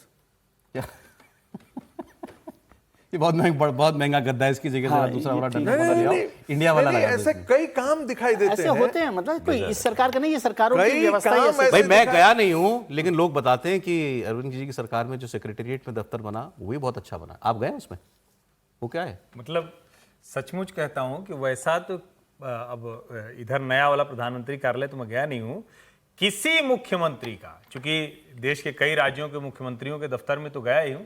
दिल्ली जैसा जो मुख्यमंत्री का है, जहां अभी अब रेखा गुप्ता जी बैठती हैं, अद्भुत बना हुआ है वो। अगर आप संभाल के न गए तो कहीं, जैसे कहते थे ना कि फर्श इतनी चमकती रहती कि आपको भ्रम हो गिर पड़े, तो वो खतरा रहता है। और ऐसे बनाया हुआ है वो ना, वो मतलब आप घुसेंगे उसमें, जो 2nd फ्लोर पे है वो बहुत शानदार है, अद्भुत बना हुआ है वो। मतलब मुख्यमंत्री कार्यालय तो ऐसा नहीं बनता, और वो आम आदमी पार्टी की सरकार में बना। अरविंद जी बैठते थे वहीं से आप करवाने की व्यवस्था कर वहां, मतलब फोटो तो नहीं ले सकते थे आम आदमी पार्टी की सरकार में भी। पहले उस फ्लोर पे नहीं जा सकते। हाँ, नहीं जा सकते, मीडिया तो उस फ्लोर पे जा ही नहीं सकता था। बिल्कुल ठीक। नहीं, अब ये बताए ना, 1.5 साल दिल्ली सरकार को हो गए, समीर जी का सवाल है क्या हुआ इस मामले में, क्या हुआ इसकी जांच सरकार, शराब घोटाले में बरी कर दिया गया सबको, वो मामला हाईकोर्ट चला गया है, वो अलग विषय चल रहा है। मतलब वो तो और गंभीर मामला है, क्या हुआ? शराब घोटाला वाला मामला था और गंभीर मामला है, क्योंकि उसमें आपने कहा कि कोर्ट ने कहा कि केस ही नहीं है, तो ये तो और गंभीर मामला है। लेकिन इस मामले में भी सरकार को बताना चाहिए था कि इसकी क्या तो एक डिटेल सरकार के पास इसकी तो कोई खोद के निकालनी नहीं है। सारे सरकारी वाउचर लगे हुए हैं इसमें, और जो पीडब्ल्यूडी ने घर बनाया है, खरीदी है, वो सब भी, उस पर भी एक्चुअली सबको डिस्क्लोज करना चाहिए, वो डिस्क्लोज करना चाहिए। और आम आदमी पार्टी चुनौती देती है इस बात की, दरअसल घर खोल करके सबको घुमाओ और दिखाओ। झूठ बोला गया कि इसमें दरअसल दिल्ली सरकार स्विमिंग पूल बनाया है, ये जो आलीशान बंगला है, इसके बाद दिखाना क्या है? मतलब सब कुछ तो सामने है, वीडियो में आप देखिए, ऑन पेपर बता देना सरकार के पास, अब तो सारे डॉक्यूमेंट्स हैं। हम तो बता चुके हैं ना, वो तो प्रवेश वर्मा ने पूरा टूर भी कराया है, सब कुछ तो हो चुका है। मैं एक चीज जिक्र कर देना चाहता हूँ, मैं कल नहीं आया कहानी कुर्सी में, तो मैं दिल्ली गवर्नमेंट में एक अंबेडकर यूनिवर्सिटी के कैंपस बनाया, जिसके बारे में बड़ा सुन रखा था। मैं उसकी फाटेहाल स्थिति को देख करके लगा कि मतलब सही कह रहे हैं, इतनी बुरी कि मतलब उसकी सिलन है चारों ओर से, और जिसके बारे में क्रेडिट लेती थी ये आम आदमी पार्टी की सरकार। शिक्षा मॉडल है ना ये दिल्ली का, अरविंद केजरीवाल का है। अरे दिल्ली में कामों की कमी है क्या सर? बिहार के भी सरकारी यूनिवर्सिटी को, कॉलेज को, किसी अस्पताल को, कहीं भी कुछ बहुत बड़ा काम हो सकता था इस सब पैसे से। कह रहे नहीं, चलिए अब गेस्ट हाउस बन रहा है तो बन रहा है, नहीं लेकिन बने ना सर, फिर आप बने ना, ये गेस्ट हाउस है ढंग का शुरू हो जाए। अरे हम तो कह रहे हैं बेच दो सर, वो प्राइम प्रॉपर्टी का प्लॉट है, बेच दो। सरकार के पास बंगलों की कमी है क्या? हाँ लेकिन बेचना आएगा 100-200 मुझे लगता है गेस्ट हाउस अच्छी व्यवस्था है, कुछ तो रहना चाहिए। आप 10,000 करोड़ की प्रॉपर्टी तो 200 करोड़ में आपको मैं एक बात बता दूं सर, समय चला जाएगा। बहुत लोगों के मन में ये बात है कि ये जो दिल्ली लुटेंस जोन में इतने बड़े बड़े बंगले हैं, ये प्राइम प्रॉपर्टी है, हजारों करोड़ रुपया सरकार को आप पता नहीं फ्लैट बना के रख सबको रहने को दे दो। बहुत लोगों के कलेजे आज कट रहे होंगे। वैसे मोदी जी इस पर 2015 से काम शुरू कर चुके हैं। आपको आने वाले दिन में बड़े बंगले दिल्ली में नहीं दिखे। चलिए अच्छी बात। जंग छिड़ चुकी है। पहले लग रहा था कि छिटपुट होगा और उसके बाद फिर दोनों शांत हो जाएंगे, अमेरिका ईरान, लेकिन ऐसा नहीं हुआ है और लगातार तनाव बढ़ता जा रहा है और ये प्री सीज फायर लेवल पर ये लड़ाई पहुंचती हुई दिखाई दे रही है। इनफैक्ट पहुंच चुकी है। अमेरिका ने ईरान पर लगातार दूसरे दिन बहुत बड़ा हमला किया है। कल रात को ईरान के कोनारक और चाहबार समेत कई शहरों में एयर स्ट्राइक हुई है। इससे पहले कल 80 ठिकानों को निशाना बनाया गया था। चाहबार के पास ईरानी मिलिट्री बेस पर अमेरिका ने हमला किया है। इसके अलावा बुशहर पर और सिस्तान में भी अमेरिकी लड़ाकू जहाज़ों ने बहुत भीषण बमबारी की है। ईरान की सरकारी एजेंसी IRRB के मुताबिक बंदर अब्बास में 8 धमाके सुने गए। इसके बाद एयर डिफेंस सिस्टम को एक्टिवेट किया गया। ईरान की सरकारी मीडिया के मुताबिक अबू मूसा आइलैंड पर कुल 10 ब्लास्ट हुए हैं। चाहबार में अस्पताल को निशाना बनाया गया है। ईरान ने फिर काउंटर अटैक किया। उसने बहरीन में और कतर में अमेरिकी बेसेस को फिर निशाना बनाया। अब ट्रंप ने ईरान को धमकी देते हुए कहा है कि अगर उसने ये सब कुछ जारी रखा तो उसके एक हमले के जवाब में हम 20 गुना हमला करेंगे। इसके बाद फिर ट्रंप ने यह भी दावा किया कि ईरान तो गिड़गिड़ा रहा है हमसे समझौता करने के लिए। अब ऐसा क्या गिड़गिड़ा रहा है कि वो बम भी मार रहा है और गिड़गिड़ा भी रहा है। लेकिन ट्रंप ये अब जाहिर कर चुके हैं परसों से कई मौकों पर कि MOU खत्म हो गया, कोई सीज फायर नहीं है अमेरिका के साथ। जो भी कुछ नेगोशिएशन में हमने हासिल किया था सब बेकार। ईरान पर उन्होंने कहा भरोसा नहीं, ये बेकार लोग हैं, ये झूठे मक्कार लोग हैं और कहते कुछ हैं करते कुछ हैं और इनकी नीयत नहीं है समझौता करने की। तो ट्रंप ने कहा मैं अपना समय बर्बाद नहीं करूंगा। अच्छा, उनसे सीधा डायरेक्ट सवाल ये हुआ कि आप बातचीत करते भी रहेंगे कि नहीं करते रहेंगे। उन्होंने कहा समझौते का आप कोई मतलब नहीं है, बात करनी है तो कर लो, लेकिन it is a waste of time. मतलब उनके लोग हो सकता है ईरान के साथ बात करते रहे, लेकिन पब्लिकली ट्रंप की पोस्चरिंग ये है कि मेरा इस बातचीत में अब कोई भरोसा नहीं है और मुझे कोई उम्मीद भी नहीं है कि इसमें से कुछ निकलेगा। अब जो करना है वो हम सैन्य तरीके से करेंगे। एक बयान सुनाते हैं आपको ट्रंप का। We just hit them very hard, and I say we hit them 20-1. Every time they hit us, we're going to hit them 20. And we did it last night. They did a little something today, but it was really retribution for last night. They hit actually 3 boats, not 2. And when they hit, we hit back much harder. They called a little while ago. They want to make a deal so badly. I just don't know if they're worthy of making a deal. I don't know that they're going to honor the deal. That's the problem. तो Trump बता रहे हैं कि कैसे इन्होंने शुरुआत की नावों पर, पहले बोट्स पर मतलब शिप्स पर ईरान ने हमले से शुरुआत की थी। उसमें खबर यह है कि ईरान किसी भी सूरत में स्ट्रेट ऑफ हॉर्मुज़ में अपना कंट्रोल छोड़ने के लिए कोई बिल्कुल तैयार नहीं है। ये बिल्कुल क्लियर कर चुका है वो बार बार। अब उसको ये समझ में आ गया कि यही मेरी लाइफ लाइन है, इसी से ही मैं बचा रह सकता हूँ। न्यूक्लियर पे तो झगड़ा ही शुरू हुआ था, तो उसको न्यूक्लियर जैसा ये हथियार मिल गया है। वो कंट्रोल नहीं छोड़ना चाहता और अमेरिका उस पर किसी भी सूरत में राजी नहीं है। इसीलिए ये हमले अब दोबारा होने लगे हैं। ट्रंप से एक और सवाल हुआ और बहुत सही सवाल हुआ। जब पूछा कि आप तो कहते थे कि ये लोग अच्छे लोग हैं, जो पहले वाले थे बड़े कट्टर थे, उनको हटा दिया, उनकी जगह दूसरा रिजीम आया, उनको भी हमने मार दिया, अब ये तीसरे वाले लोग अच्छे लोग हैं, रैशनल लोग हैं, इनसे बात की जा सकती है। तो उन्होंने कहा मैं तब इनको समझा नहीं था, अब समझाऊं। Last month you said Iranian leaders were very rational people, nice people to deal with, strong people, smart people. Today you said they were scum, sick people, and being led by sick people. What changed, and do you think I got to know them. So I've said that about a lot. Now, when you say rational, I think they're much more rational than level 1, level 2. Level 1 is gone, level 2 is gone. This is level 3.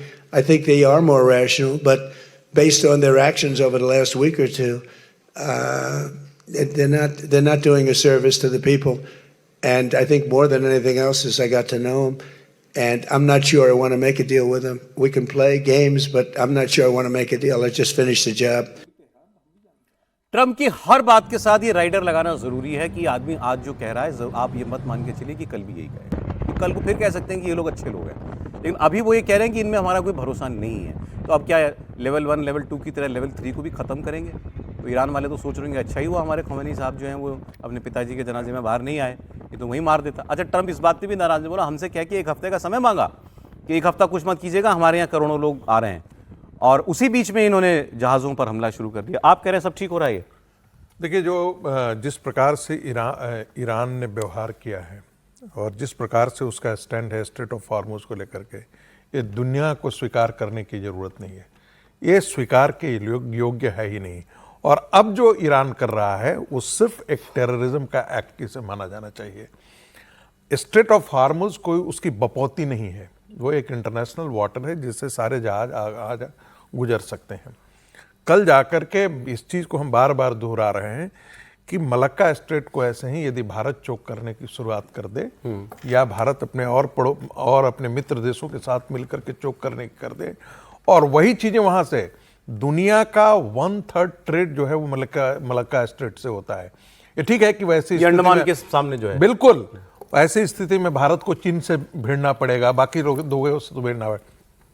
और ऐसे दुनिया के ऐसे 7 ऐसे straight हैं जिससे इस प्रकार की चीजें होती हैं। आपने कहा कि ईरान नहीं कर सकता ये, नहीं, ईरान जैसे भारत नहीं करेगा ऐसे ईरान भी नहीं करेगा। ईरान को करने का अधिकार नहीं है, लेकिन ईरान वही दादागिरी कर रहा है। क्या सर सवाल यह है, 4 महीने स्ट्रेट ऑफ हॉर्मुज बंद रही, अभी तो खुली थी। नहीं, तो मुझे लगता है कि कहीं ना कहीं जाकर के जो टर्की के अंदर नाटो की बैठक थी उसमें कहीं ना कहीं नाटो देशों के बीच में सहमति बनी है स्ट्रेट ऑफ हॉर्मुज को लेकर के। एक दूसरी बात, कल जो नाटो का अध्यक्ष है उनका बयान सुनने लायक है, और उन्होंने कहा कि जो स्ट्रेट ऑफ हॉर्मुज पर जो ईरान का स्टैंड है वो बिल्कुल गलत है।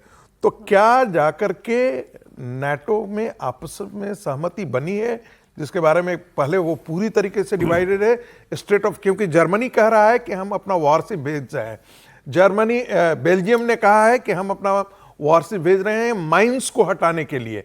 तो क्या ये माना जा सकता है कि जो यूरोपियन है, वो मसला नहीं है ना, वो तो अलग बात होगी। ये सब नहीं, स्ट्रेट ऑफ हॉर्मुज में भेजने का मतलब है कि वहां पर लड़ाई के लिए भी वो तैयार हैं। नहीं, ट्रंप ने बेल्जियम की सेनाएं जाती हैं, नेवी जाती है, कल बेल्जियम की नेवी जाती है और जर्मनी की नेवी जाती है। सर पहले तो अमेरिका तो तय कर ले कि अब लड़ाई ही करनी है क्या, क्योंकि एक स्टेटमेंट और है ट्रंप का, इंपॉर्टेंट है। स्पेन ने कहा कि ट्रंप साहब के सामने, वो भी तो देखिए। ट्रंप ने कहा कि जो वो खर्ग द्वीप जो है जहां से ईरान अपना 90% तेल एक्सपोर्ट करता है, उन्होंने कहा हमने वहां भी बॉम्बिंग की है, लेकिन मैंने कहा था ये पाइपलाइन वगैरह को कुछ नहीं होना चाहिए। तो उन्होंने कहा कि हो सकता है हम खर्ग आइलैंड पर कब्जा कर लें, कब्जा करने के लिए सेना उतारनी पड़ती है। क्या ट्रंप वहां तक जाने के लिए मन बना चुके हैं? सवाल इस बात का है। सर वो जा सकते हैं कि नहीं जा सकते, इतने दिन में तो ये समझ में आ गया उनको कि ये इतना आसान काम नहीं है। वो होर्मुज पर भी कर रहे थे कि हमने कर दिया है, वहाँ पर नेवी उतार दी है, ये सब वो क्या हो गया उससे। और ये बिल्कुल ठीक बात है जो प्रोफेसर साहब कह रहे हैं कि भाई होर्मुज को लेकर एक तरह से ये टेररिस्ट एक्टिविटी है कि वो इंटरनेशनल वाटर्स पर जिस तरह से ईरान ने कब्जा कर लिया है, लेकिन मुझे नहीं लगता कि अब वो छोड़ने वाला है, चाहे कुछ हो जाए। मतलब कोई ना कोई ईरान नहीं छोड़ेगा, ईरान किसी न किसी शर्त के बिना उसको नहीं छोड़ेगा। शर्त का मतलब कि उसका कोई ना कोई पार्शियल हिस्सेदारी, कब्जा उस पर बना रहेगा। इसको छोड़ना, डायलॉग इज डेड।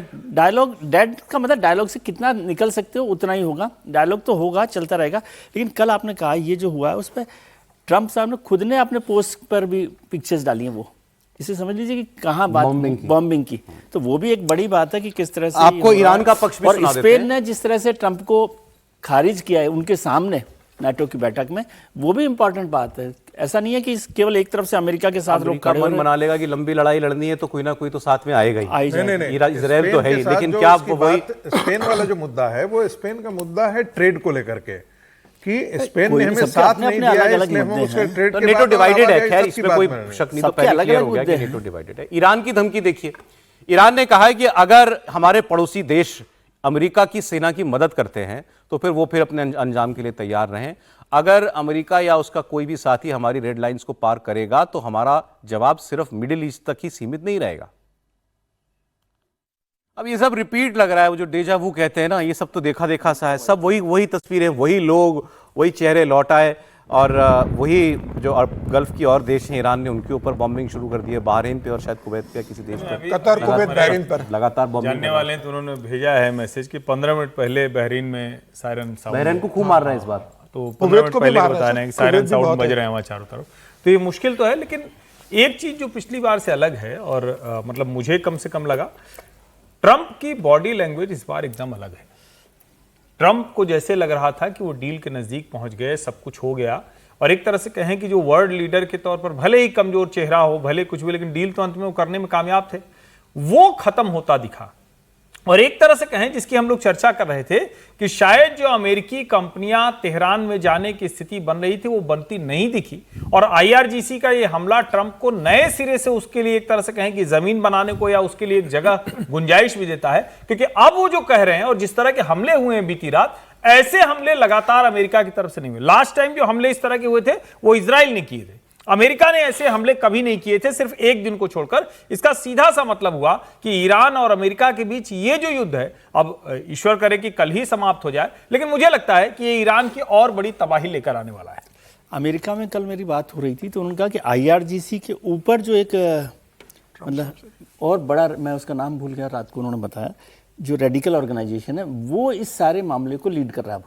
जो ट्रंप साहब बोले ना, तो वो इसलिए हुआ क्योंकि पहले वो पेजेश्कियान के साथ बात हो रही थी, फिर उनके साथ हो रही थी, अब वो जो है मसला वहां पर, और जो सबसे रेडिकल ऑर्गेनाइजेशन है, मैं उसका नाम अभी उतर रहा है, एक तस्वीर, आप ठीक कह रहे हैं सर, एक तस्वीर आई थी इस बीच में, जो इनके विदेश मंत्री हैं, नाम भूल रहा हूं उनका, अरागची को लोगों ने घेर लिया और बेईमान के नारे लगाने लगे उनके सामने। तो इसलिए मैं कह रहा हूं कि वो कि भाई तुम क्यों डील कर रहे हो? हाँ, तो वो रेडिकल ऑर्गेनाइजेशन अब उसको पूरा कंट्रोल कर चुका है, तो इसलिए वो ट्रंप साहब जो कह रहे हैं वो भी बात ठीक है कि वो कहां से किस लेवल पर पहुंच गया। तेल पहुंच गया है साहब $76 पर, ब्रेंट क्रूड 76.5 पर आ गया है, 80 के करीब पहुंचता जा रहा है। सेंसेक्स हमारा आज थोड़ा बेहतर बिहेव कर रहा है, 550 पॉइंट इस वक्त। ट्रंप के लिए दिक्कत बढ़ गई है सर। ट्रंप जिस तरीके से ईरान के साथ समझौता होने पर अमेरिका में अपनी पीठ थपथपाई थी और कहा था कि भाई हमने बड़ी जीत हासिल कर ली है, अभी कल ही डेमोक्रेट तो विरोध कर ही रहा है, रिपब्लिकन के 7 से 8 सांसदों ने कहा है कि भाई आपने कैसी डील की थी और युद्ध में क्यों जाना पड़ा, जब कह दिया था कि सब कुछ हो गया है फिर युद्ध में क्यों गए हो। तो घरेलू मोर्चे पर भी ट्रंप के लिए दिक्कत खड़ी हो गई, रिपब्लिकन ने उसका विरोध शुरू हो गया पार्टी के अंदर।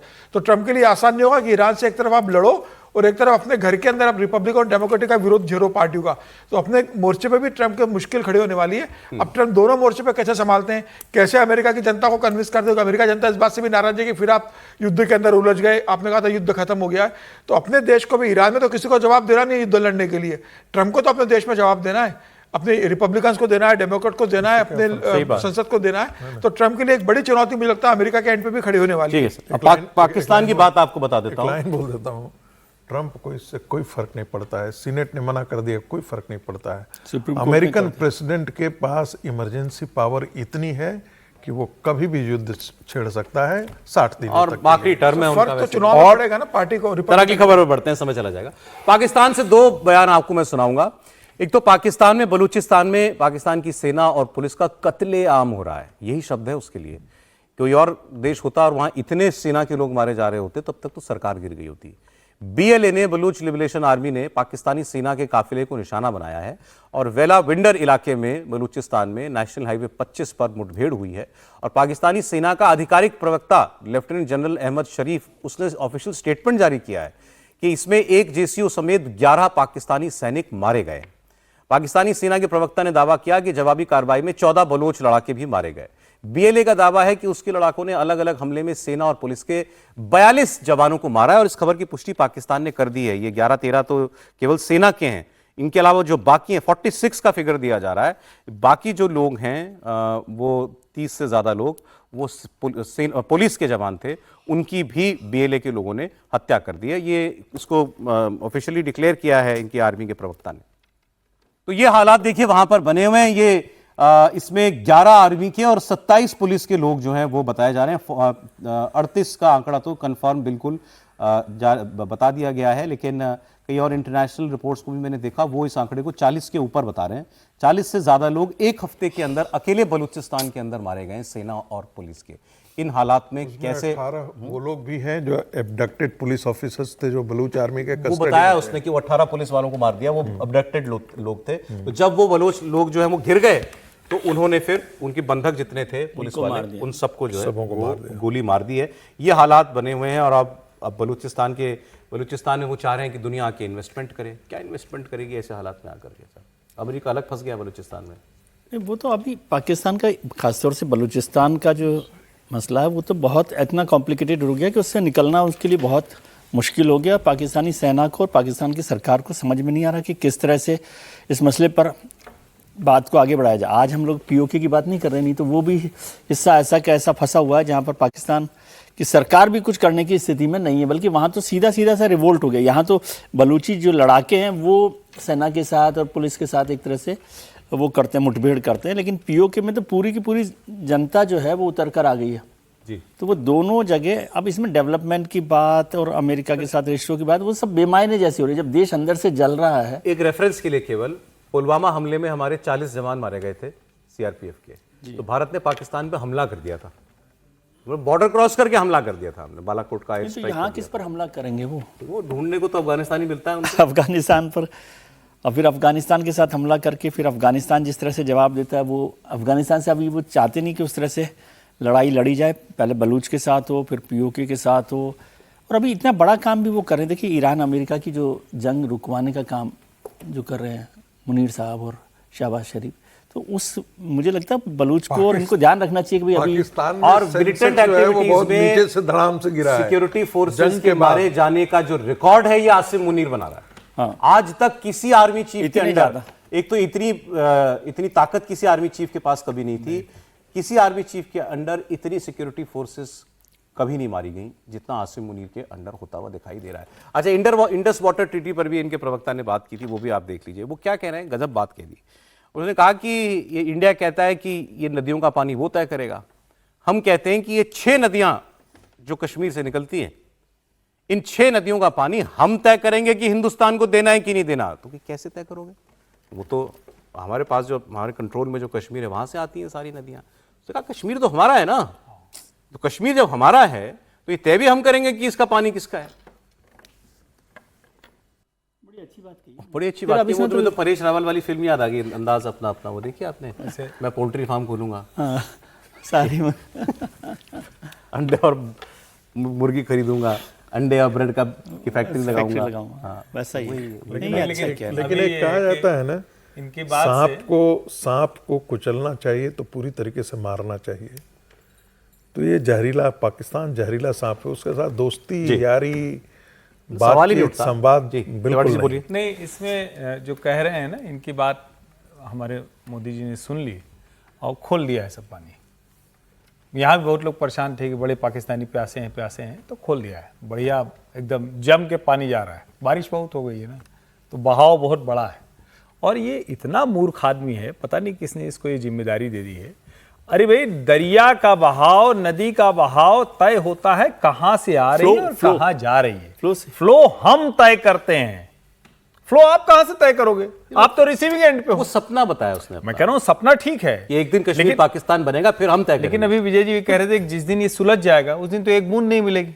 वैसे भी मोटा भाई कहां से कहां तक आपको पता है कि नहीं? पास है दुनिया की सबसे बड़ी वो कैनाल परियोजना पर भारत काम कर रहा है। अगर ये पूरी हो गई तो आप जम्मू से और एक और जगह है जहां से उसका नाम मैं भूला, उन दोनों जगह से राजस्थान और गुजरात तक पानी लेके जाएंगे। ये तैयारी हो गई तो आपको तो पता ही नहीं कि भारत क्या करने जा रहा है। बाकी ठीक है, बड़बोलापन कुछ भी बोलना अपने लोगों को समझाने के लिए वो आप कर सकते हैं। फिलहाल पानी जब हम चाहेंगे तब खुलेगा, जब पानी चाहेंगे तब बंद होगा, और उस पानी को आगे डाइवर्ट करके हम बिजली भी बनाएंगे, बांध भी बनाएंगे, और उसे अपने यहां जहां जरूरत होगी वहां तक लेकर। साहब जो बात कह रहे थे ना कि भाई सांप है उसको पूरी तरह कुचलना ही होता है, अधमरा नहीं छोड़ा जाता सांप को। मैंने हमने पहले एक बार बहुत पहले बात की थी, मुझे फिर वो दिख गया वो स्टेटमेंट कहीं कि क्या इलाज है भारत पाकिस्तान के झगड़े का। तो उसका एक एक्सपर्ट थे, उनका एक कहना था, जब तक पाकिस्तान की आर्मी को कोई ऐसी शिकस्त नहीं मिलती जिसमें वो चूर चूर हो जाए, तब तक ये झगड़ा नहीं सुलझ सकता। जब तक पाकिस्तान की आर्मी है तब तक ये झगड़ा नहीं सुलझ सकता।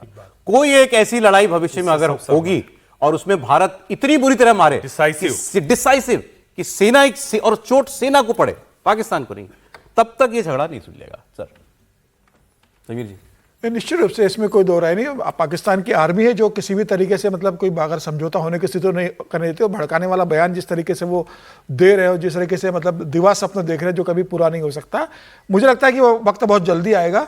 अभी जो वक्त आया तो ऑपरेशन सिंदूर के बाद तो भारत ने एक झटका देकर समझा दिया है कि भाई अभी से हमने आतंकवादी को मारा है, आने वाले समय में आपका क्या आशा होगा। तो मुझे लग रहा है कि पाकिस्तान को उसे समझ में आ गया कि छोटे से झटके के अंदर पाकिस्तान कितना तबाह हुआ था। अगर पाकिस्तान भारत से फिर इस तरह की हरकत करने की कोशिश करेगा, वो भारत उसकी तैयारी कर चुका है। जिस जगह रक्षा मंत्री राजनाथ सिंह का बयान आया, प्रधानमंत्री मोदी का जिस तरीके से बयान लोकसभा में राजनाथ सिंह ने कहा, तो मुझे लगा कि भारत उसकी तैयारी कर रहा है और आने वाले दिनों में पाकिस्तान को बहुत तगड़ा सबक मिलने वाला है। हो सकता है पाकिस्तान जो कहा है कि भाई सांप को उसका फन कुचलने का वक्त आ गया है, तो आएगा कि पूरा सांप को कुचल दिया जाएगा। उसके बाद पाकिस्तान कभी इस हैसियत में नहीं रहेगा कि भारत के साथ वो किसी शर्तों पे बात कर सके या ये कह सके कि भाई 6 नदियां तो हमारी, हम तय करेंगे कहां से पानी बहेगा। एक एक बूंद के लिए तरसेंगे आने वाले समय में। महाराष्ट्र में एक बहस चल रही है मिसिंग लिंक पर। मिसिंग लिंक क्या है आपको बताएंगे अभी समीप जी। और इस दौरान मुख्यमंत्री देवेंद्र फडणवीस नाराज हो गए। सोशल मीडिया पर ऊल जलूल लिखने वालों को उन्होंने चेतावनी दी और फिर उन्होंने सीधे सीधे कहा कि जिन लोगों को कोई नहीं पूछता, आजकल ऐरा गहरा कोई भी खड़ा होकर मुख्यमंत्री को गाली दे देता है। ये सब असेंबली के अंदर हो रहा है। मुख्यमंत्री फडणवीस ने चेतावनी देते हुए कहा कि अगर किसी ने गलत तरीके से महाराष्ट्र का अपमान किया तो मैं उसको छोड़ूंगा नहीं। आमतौर पर देवेंद्र फडणवीस जो है ऐसी बातें रैली वैली में तो कर देते हैं, लेकिन असेंबली के अंदर जिस तरीके से उन्होंने नाराजगी जताई और जिस तरीके की बात उन्होंने की, उसको लेकर के काफी चर्चा हो रही है। तो वो बयान मैं आपको सुनाता हूं। इस पर शिवसेना यूबीटी का संजय राउत जी का बयान भी आ चुका है, वो क्या कह रहे हैं वो भी हम देखेंगे। मामला दरअसल ये जुड़ा हुआ है, ये अभी मानसून आ गया तो मानसून के अंदर जहां जहां दिक्कतें हुई हैं उसको लेकर के, और मिसिंग लिंक जो है ये एक तरीके का मीम बन गया इसको लेकर के। सुनते हैं देवेंद्र फडणवीस को। हमारे जयंत राव जी ने सही बात कही, जिनको कुत्ता नहीं पहुंचता वो आजकल सोशल मीडिया पर आकर सबको गाली देते हैं, मुख्यमंत्री को भी गाली देते हैं। ऐसे कुछ भाड़े के टट्टे इस मिसिंग लिंक के बारे में भी पैसा ले लेकर सोशल मीडिया पर लिख रहे थे। उनको भी कह देना चाहता हूं, अगर महाराष्ट्र का अपमान करोगे छोड़ूंगा नहीं।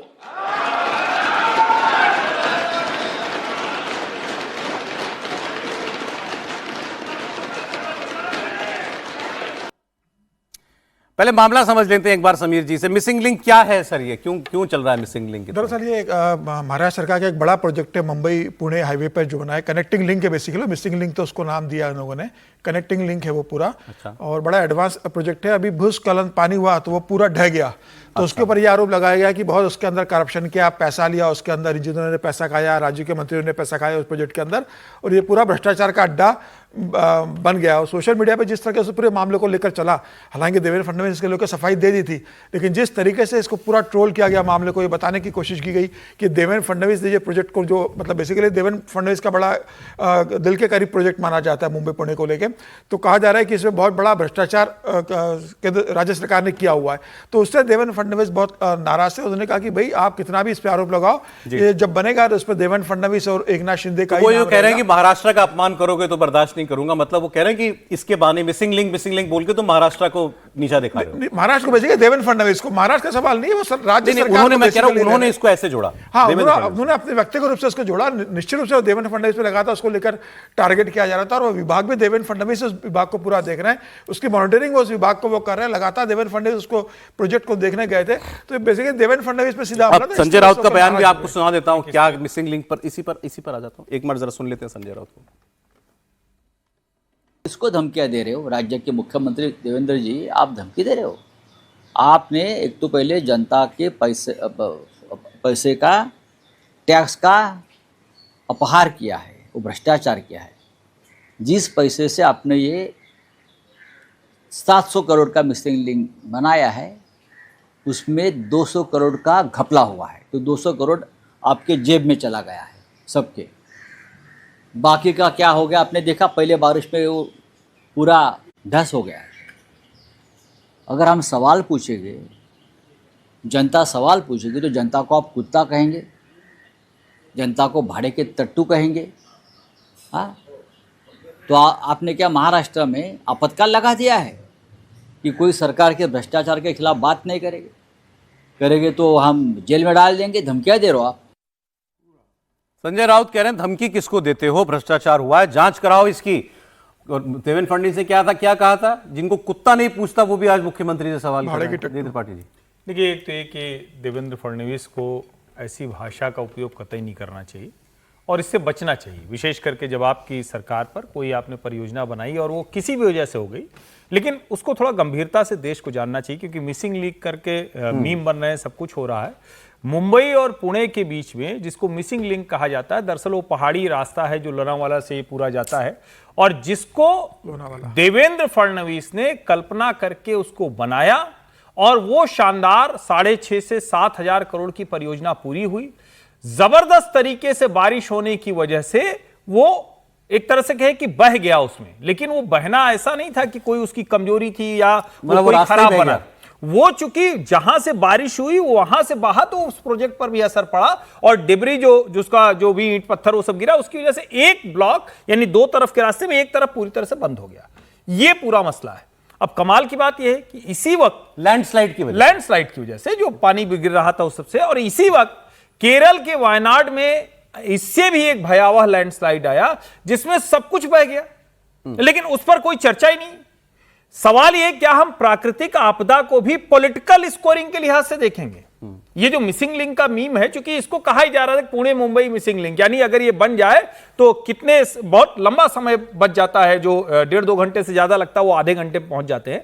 सवाल यही है कि क्या इस तरह की परियोजनाओं पर जब हम बात करते हैं, और ये कहीं ऐसा नहीं कि सिर्फ इस जगह, कहीं भी अगर ऐसा कुछ होगा, लेकिन फिर भी मुख्यमंत्री को ऐसी बात नहीं बोलनी चाहिए, ये भाषा का उपयोग नहीं करना चाहिए। जो भी हुआ है देवेंद्र फडणवीस इसलिए भी नाराज है सर, बेसिकली ये प्रोजेक्ट शुरू हुआ था तो जो पर्यावरणवादी लोग हैं, जो इसके एक्सपर्ट, उन्होंने इसका विरोध किया था। उन्होंने कहा था कि भाई जिस तरीके से डिजाइन किया जा रहा है, आने वाले में ये भूस्खलन यहाँ पर होना तय है बारिश में, जिस तरीके से पुणे बम्बई और मुंबई में बारिश होती है, नवी मुंबई में, तो ये प्रोजेक्ट सर्वाइव नहीं करेगा। इसको उन्होंने दूसरा रास्ता बताया था, वो सरकार ने माना नहीं।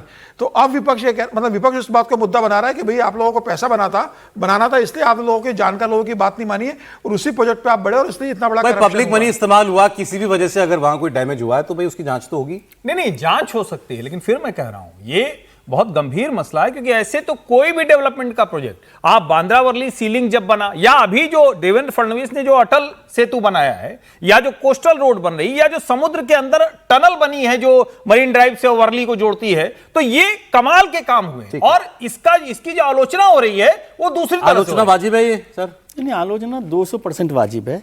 और इसको एक तो मतलब मैं तो बहुत ही गंभीर आपत्तिजनक मानता हूँ देवेंद्र फडणवीस का विधानसभा के पटल पर इस तरह की बात करना, इस तरह से बोलना, वो अलग है। लेकिन वो इशू को मैं छोड़ रहा हूँ।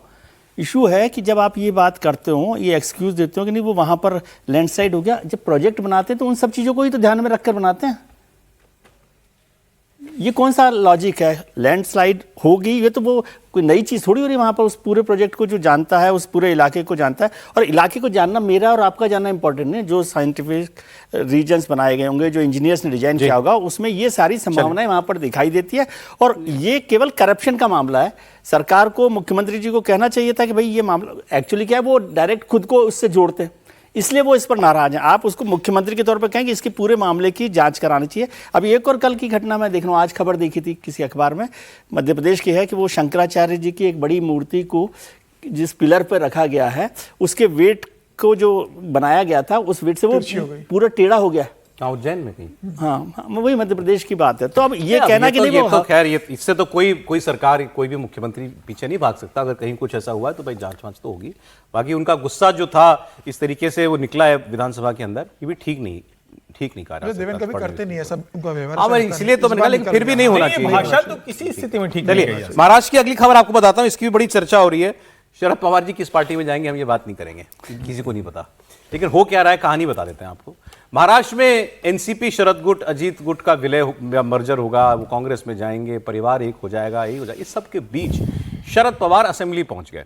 अब खबर क्या बनी है ये भी मैं आपको बता देता हूं। मैंने जब खबर देखी तो मैं भी हैरान रह गया कि ऐसा भी होता है क्या। शरद पवार ने महाराष्ट्र के डिप्टी सीएम एकनाथ शिंदे से मुलाकात की। ठीक है, ये मुलाकात विधानसभा परिसर में हुई। शरद पवार शिंदे के केबिन में गए, उनके साथ उनकी पार्टी के विधायक भी थे, उन सब ने एकनाथ शिंदे के साथ मीटिंग की। खबर यह आई कि 30 साल के बाद शरद पवार विधानसभा गए। 30 साल के बाद, 30 साल में कोई विधायक नहीं रहे शरद पवार। ठीक है, वो एमपी मंत्री रहे, सब कुछ रहे हैं, लेकिन ये खबर बनी कि 30 साल के बाद शरद पवार गए हैं और ये तस्वीर आई है। भाई कोई बड़ी बात होगी जो शरद पवार गए। हालांकि पता चला कि कुछ वो महाराष्ट्र कर्नाटक गांव, महाराष्ट्र कर्नाटक का कोई विवाद है, बॉर्डर विवाद, उसकी मीटिंग थी, देवेंद्र फडणवीस की मीटिंग थी, उसके लिए जो है वो वहाँ गए हुए थे। लेकिन अगर यूँ आप देवेंद्र फडणवीस के बगल में, नारायण राणे, एकनाथ शिंदे के बगल में दिखाई देंगे तो बात तो बनाएंगे लोग। समीर जी, निश्चित रूप से बात बनी होगी। एकनाथ शिंदे से वो मिले, बैठक जो थी एक देवेंद्र फडणवीस ने बुलाई थी, क्योंकि जो महाराष्ट्र और कर्नाटक का बॉर्डर का जो विवाद चल रहा है कि जब बंटवारा हुआ तो 350 गांव जो मराठी भाषी थे वो कर्नाटक को दे दिए गए थे, तो उसको लेकर देवेंद्र फडणवीस ने बुलाई थी और तमाम नेताओं को बुलाया था, महाराष्ट्र के विपक्ष के नेताओं को, उद्धव ठाकरे को भी बुलाया था। लेकिन उद्धव ठाकरे उस बैठक के अंदर गए नहीं मिलने के लिए, तो शरद पवार गए थे। अब शरद पवार मिलने गए तो शरद पवार ने बहुत लंबे समय में गए तो तमाम नेताओं से मिले, वो पक्ष विपक्ष नेताओं से मिले। और सबसे बड़ी अहसास करने असेंबली कभी जाते नहीं थे, नहीं काम नहीं पड़ता जाने के लिए, जिन भाई नेता ही लोग उनके घर चले जाते मिलने के लिए शरद पवार के घर। शरद पवार को क्या जरूरत थी, सारे मुख्यमंत्री उप मुख्यमंत्री हो या अभी क्या है, अभी विधायक है ना, नहीं सांसद है, राज्यसभा सांसद है, अभी तो गए राज्यसभा सांसद, महाराष्ट्र से गए वो भी, तो बैठक के लिए गए थे। लेकिन एक आश्चर्य करने वाली बात है कि भाई देवेंद्र फडणवीस के साथ कैबिनेट में जाकर चाय पी तो समझ में आता, आप एकनाथ शिंदे के साथ बैठे अंदर, तो क्या कोई नई राजनीतिक मुझे बयान नहीं मिल रहा है प्रोफेसर साहब, लेकिन इस पर भी शायद संजय राउत ने या यूबीटीसी किसी ने रिएक्ट किया है कि गद्दार के साथ मुलाकात करने का क्या जरूरत थी एकनाथ शिंदे के साथ। अब देखिए, उद्धव ठाकरे के बयान, संजय राउत कुछ भी बयानबाजी करते रहे, लेकिन ये दो बात सही है कि शरद पवार की हैसियत महाराष्ट्र की राजनीति में कुछ लोग कहते हैं कि भाई ज़रूरत से ज़्यादा उनको महत्व दिया जाता है, जितने वो बड़े नेता नहीं है उससे ज़्यादा उनके बारे में बात की जाती है, कुछ लोग ऐसा भी मानते हैं। लेकिन इसमें तो कोई दो राय नहीं है कि महाराष्ट्र ये कि वो बहुत बड़े नेता हैं, और स्वाभाविक है कि यदि आजकल जो चर्चा चल रही है कि वो अपनी बेटी के राजनीतिक भविष्य को लेकर के बहुत चिंतित हैं, अब उनको लग रहा है कि अपने बल पर वो अपनी राजनीति को आगे बहुत ज़्यादा नहीं ले जा सकते हैं। बेटी में वो राजनीतिक क्षमता नहीं है कि वो पार्टी को आगे संभाल करके ले जा सके, तो स्वाभाविक है कि उनको लगता होगा कि अपनी बेटी का राजनीतिक भविष्य सुरक्षित रहे।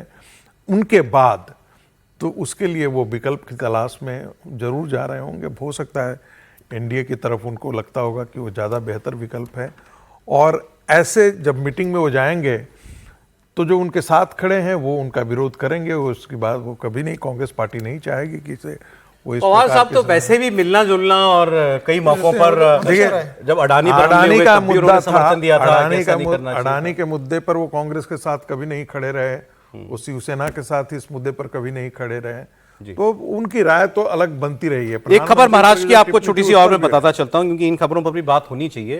क्या हमारे जो नेता लोग हैं ये भी इम्पोर्टेंट, क्या सोचते हैं, कैसा व्यवहार करते हैं। महाराष्ट्र में ठाणे में सरकारी अस्पताल में शिवसेना पार्षद ने डॉक्टरों और नर्सों को पीटा। पुलिस में शिकायत हुई, यह आदमी गिरफ्तार हो गया। ठाणे पुलिस ने शिवसेना पार्षद रमेश महात्रे समेत 4 लोगों को गिरफ्तार किया है। अस्पताल में बेड को लेकर विवाद हुआ था, इसमें पहले कॉर्पोरेटर ने धक्का मुक्की की और फिर मारपीट शुरू कर दी। बाकायदा वीडियो है। इसके बाद डॉक्टर्स में बहुत गुस्सा है।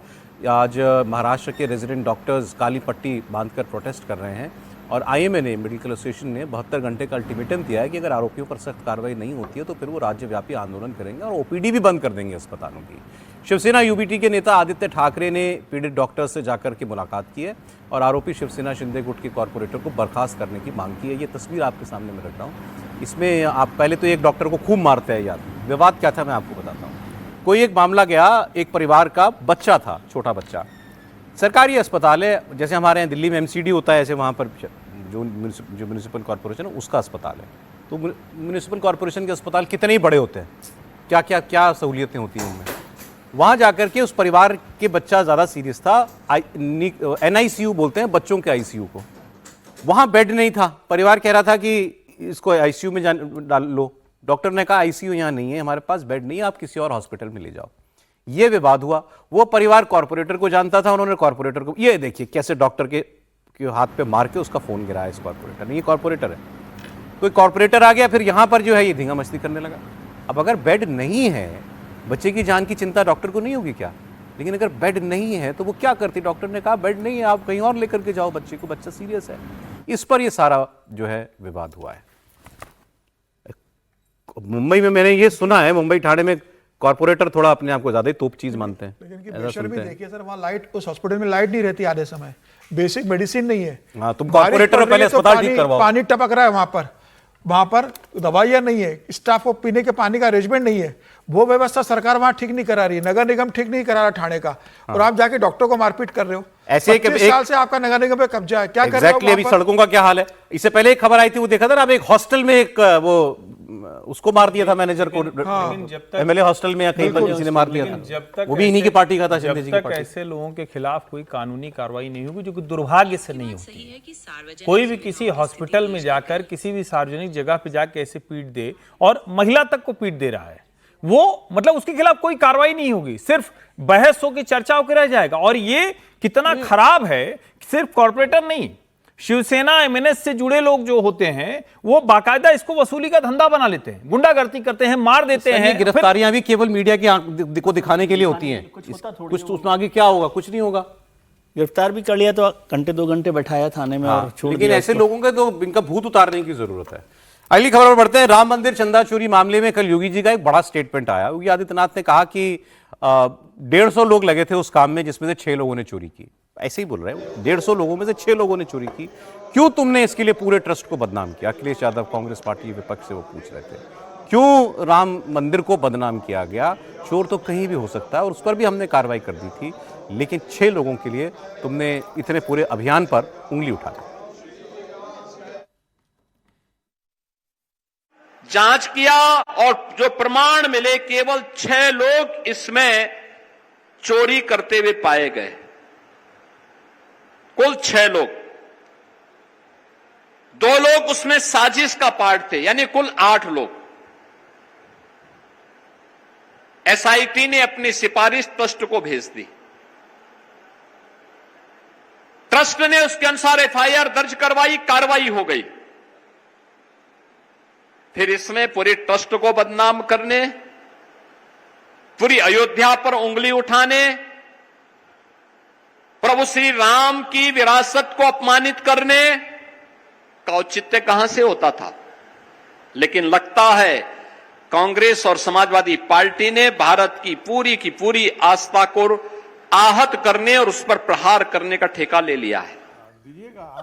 एक तस्वीर भी दिखा देते हैं, अखिलेश जी की तस्वीर भी दिखा दीजिए। वो शंकराचार्य अभी मुक्तेश्वरानंद जी से मिलने के लिए पहुंचे, जमीन पे बैठे हुए हैं। उसकी तस्वीर सब उन्होंने पोस्ट खुद की हुई है। शंकराचार्य जी का आशीर्वाद बार बार लेने के लिए पहले डिंपल जी गई थी, ऐसा आशीर्वाद काम नहीं पता नहीं, लेकिन ये नहीं समझ आता है कि इनकी पार्टी के लोग दिन रात ब्राह्मण तिलक लगा के घूमता है, ये करता है, उसको गाली देते रहते हैं। अखिलेश जी जाके उनके चरणों में कौन किनको गाली देते रहते हैं? अरे समाजवादी पार्टी के नेता प्रवक्ता लोग लगातार जी को नहीं, ब्राह्मणों को, तो वो तो ब्राह्मण शंकराचार्य का है, उनके चरणों में बैठे हुए अलग सोच वाले शंकराचार्य। अरे लेकिन अलग हो या कोई भी है तो वही ना, इसी का तो विरोध कर रहे हैं। पीडीए वही तो कहते हैं दिन रात। मैं समझ नहीं पाता हूं कि इतना भ्रम क्यों है अखिलेश जी। और देखिए, अभी मुक्तेश्वरानंद जी के साथ एक जिसको कहें कि अब समस्या हो गई है कि वो प्योर पॉलिटिकल मूवमेंट के तौर पर, ये बात सही है, वो जिस पदवी पर बैठे हैं उसका हर बात पॉलिटिकल लगती है, लेकिन वो पूरी तरह से प्योर पॉलिटिकल मूवमेंट के तौर पर दिख रहे हैं। तब उनकी वो जिसको कहते हैं ना, वो जो इंपैक्ट होता है। और हिंदू समाज कभी भी शंकराचार्य, साधु, संत, महात्मा के कहने से वोट नहीं देता है भाई साहब। उसका वो वाला सम्मान दूसरा है। जैसे हम कहते हैं ना कि धर्म और राजनीति अलग है, तो हिंदू धर्म और राजनीति को हमेशा अलग करके रखते हैं। योगी जी के कहने पे तो दे देते। देखें, योगी जी के कहने पे नहीं देते, इसको भी समझिए। योगी जी कहने पे साधु होने की वजह से थोड़ी देते हैं। योगी जी का जो उनका जो काम होगा उसके हिसाब से इसको भी समझिए। ऐसी काम है सर। योगी जी की बात पर अब ऐसा लग रहा है भाई, अब देखिए योगी जी और सब लोग ये चाह रहे हैं, मतलब उस काम से जुड़े हुए, अब इस पर जो है दी एंड करो, इस पूरे प्रकरण का अब बात खत्म करो, हो गया। अब उन्होंने जब कह दिया 6 ही लोग पकड़े गए 150 में से, और क्या चाहते हो? पकड़ लिए, जेल डाल दिया। देखिए, सबसे पहले तो इन पर भी जरूर बोला जाए, इनको शंकराचार्य मत बोलिए, ये राजनीतिक शंकराचार्य हैं। और सोचिए ना कि जिनको पिटाई करवाया हो अखिलेश यादव ने, और वो पूरी तरीके से खुल करके समाजवादी पार्टी के लिए काम कर रहे हैं, और देश स्तर पर वो कांग्रेस के लिए काम करते थे। जैसे इनके पहले के जो इनके गुरुजी थे, वो भी रामालय ट्रस्ट बनाए थे, और वो भी कांग्रेस के लिए काम करते थे। तो ये भी खुल करके काम करते हैं। तो ये इसमें किसी को गलतफहमी नहीं रहनी चाहिए। एक दूसरी बात, हम शुरू से बात करते हैं, और एक बात मैंने 2-3 में कि भाई क्या कांग्रेस पार्टी भारत विभाजन के लिए काम कर रही थी? क्या नेहरू भारत विभाजन चाहते थे या गांधी ने भारत का विभाजन चाहते थे? क्या कांग्रेस पार्टी भारत विभाजन के लिए लड़ रही थी? हम उन पर यदि आरोप लगाएं तो कोई विश्वास करेगा? नहीं करेगा। लेकिन भारत विभाजन हुआ ना, टूट गया ना, सत्ता की लोलुपता में स्वीकार कर लिया। कॉन्टेक्स्ट सर, कॉन्टेक्स्ट इसलिए चंपत राय जी क्या वाकई उसमें सम्मिलित थे, जिसके बारे में चंपतवाद, ये एक से एक विभत्स शब्दों के साथ उनको चोर, ये वो सब चीज कहा गया। मैं कह रहा हूं कि उनके अंदर जो काम करने वाले लोग थे उन्होंने गलती की, उस चोरी को वो नहीं पकड़ पाए या नहीं समझ पाए या होने दिया, हो गया। मैं फिर भी बात कर रहा हूं सर, ये बात अब कितनी मैंने फिर कहा आपकी सोच है, क्योंकि आप उनको जानते हैं। जो नहीं जानता वो तो पूछेगा ना भाई इनका क्या हुआ। तो मैं इसीलिए तो कह रहा हूं भारत विभाजन होने दिया तो होने दिया, तो क्या गांधी को हम उसके लिए जिम्मेदार ठहरा देते हैं ना? ठीक सर, ठीक है सर, ठहरा लेकिन ये है कि अब ये मामला ज्यादा नहीं, मैं मामला खत्म हो जाए, ये सब मैं इसलिए कह रहा हूं कि राम मंदिर को ज्यादा खींचा जा रहा है। ठीक है, ये हुई है, सबसे ज्यादा आस्था जो राम मंदिर में थे उन्हीं की आस्था। यूपी की एक खबर और दिखा देता हूं। गांधी विभाजन के समय जिनको बोलना चाहिए था, विरोध करना था, वो उस समय चुप रहे। वही लोग इस राम मंदिर आंदोलन के समय भी वो लोग चुप रहे। तो बोलना चाहिए था ना, अगर चंपत राय नहीं कर पा रहे थे, अयोग्य थे, उस क्षमता थे, देख के अनहोनी को स्वीकार कर रहे थे, भ्रष्टाचार को आंख बंद कर रहे थे, तो वो संस्था बोलती। 80 साल का आदमी अगर भ्रष्टाचार रोक नहीं पा रहा है, समर्थन दे रहा है उसको, तो उसको वहां से पद से हटा के दूसरे को लगता है। धर्म को, हिंदू समाज को अपने बदनाम कर दिया वहां एक व्यक्ति के कारण, और उस व्यक्ति को अभी तक बचाने की कोशिश की जा रही है। ट्रस्ट में अभी भी बना हुआ है, इस पे ऐतराज है। बचाने की कोई कोशिश अभी भी ट्रस्ट के मेंबर बने हुए, बिल्कुल नहीं बचाने अभी भी ट्रस्ट के मेंबर बने हुए, बचाने की कोशिश। विजय जी इसी बात पर, इसी खबर पर इस्तीफा, अरे आप क्यों जा रहे हैं सर? अरे योगी जी की आज की स्टेटमेंट पर तो सोचिए। विश्व हिंदू परिषद, सर यदि वो इसमें शामिल है चोरी, नहीं, यदि वो विश्व हिंदू परिषद शामिल है चोरी, ऐसी बातें कर रहे हैं। विजय जी के पास मौका बोलने का। योगी जी ने क्या कहा? योगी जी ये तो यही कह रहे हैं कि भाई 6 लोग ही मिले हमको, 6 ही लोग ने किया, और 2 लोग वो कह रहे थे इनके सहयोगी थे, 8 लोग। इन लोगों ने किया, इतना रायता क्यों, इतना बवाल क्यों है? नहीं तो वो तो निपटा लेंगे। और अब तो देखिए, चंपत जी के लिए तो एक मौका था भारतीय जनता पार्टी की तरफ से और विश्व हिंदू परिषद की तरफ से कि उनको क्लीन चिट दे, लेकिन उनका नाम तो वो जो SIT बनाई है उसमें भी शामिल नहीं किया गया। तो अब ये सवाल तो बना ही रहेगा। एक मौका था SIT उसमें क्लियर कर देती कि चंपत राय जी का शामिल नहीं है। ये चैप्टर तो अनएंडिंग तरीके से खत्म किया भारतीय जनता पार्टी और विश्व हिंदू परिषद और राष्ट्रीय स्वयंसेवक संघ ने, जब उनका नाम SIT में शामिल नहीं किया गया। SIT में शामिल करके कर देते कि भाई नहीं है, खत्म होती बात। नहीं, लेकिन उसमें लिखा हुआ है, यदि उनके बारे में कोई साक्ष्य नहीं मिलता तो। SIT की रिपोर्ट में ट्रस्ट से जुड़े पदाधिकारियों का जो नाम है, तो उसमें अनिल मिश्रा का नाम है, उसमें संतोष श्रीवास्तव का नाम है, उसमें जो लोग पकड़े गए हैं उनका नाम है, और बकायदा बताया गया है कि क्या क्या हुआ है। चंपत राय जी का नाम नहीं है उसमें। चंपत राय जी का नाम नहीं है। नहीं, मैं एक चीज पूछना चाहता हूं। अच्छा, चंपत राय जी को किस आधार पर होना चाहिए था, मैं जानना चाहता हूं। कोई उनके बारे में साक्ष्य कोई बता पाया है?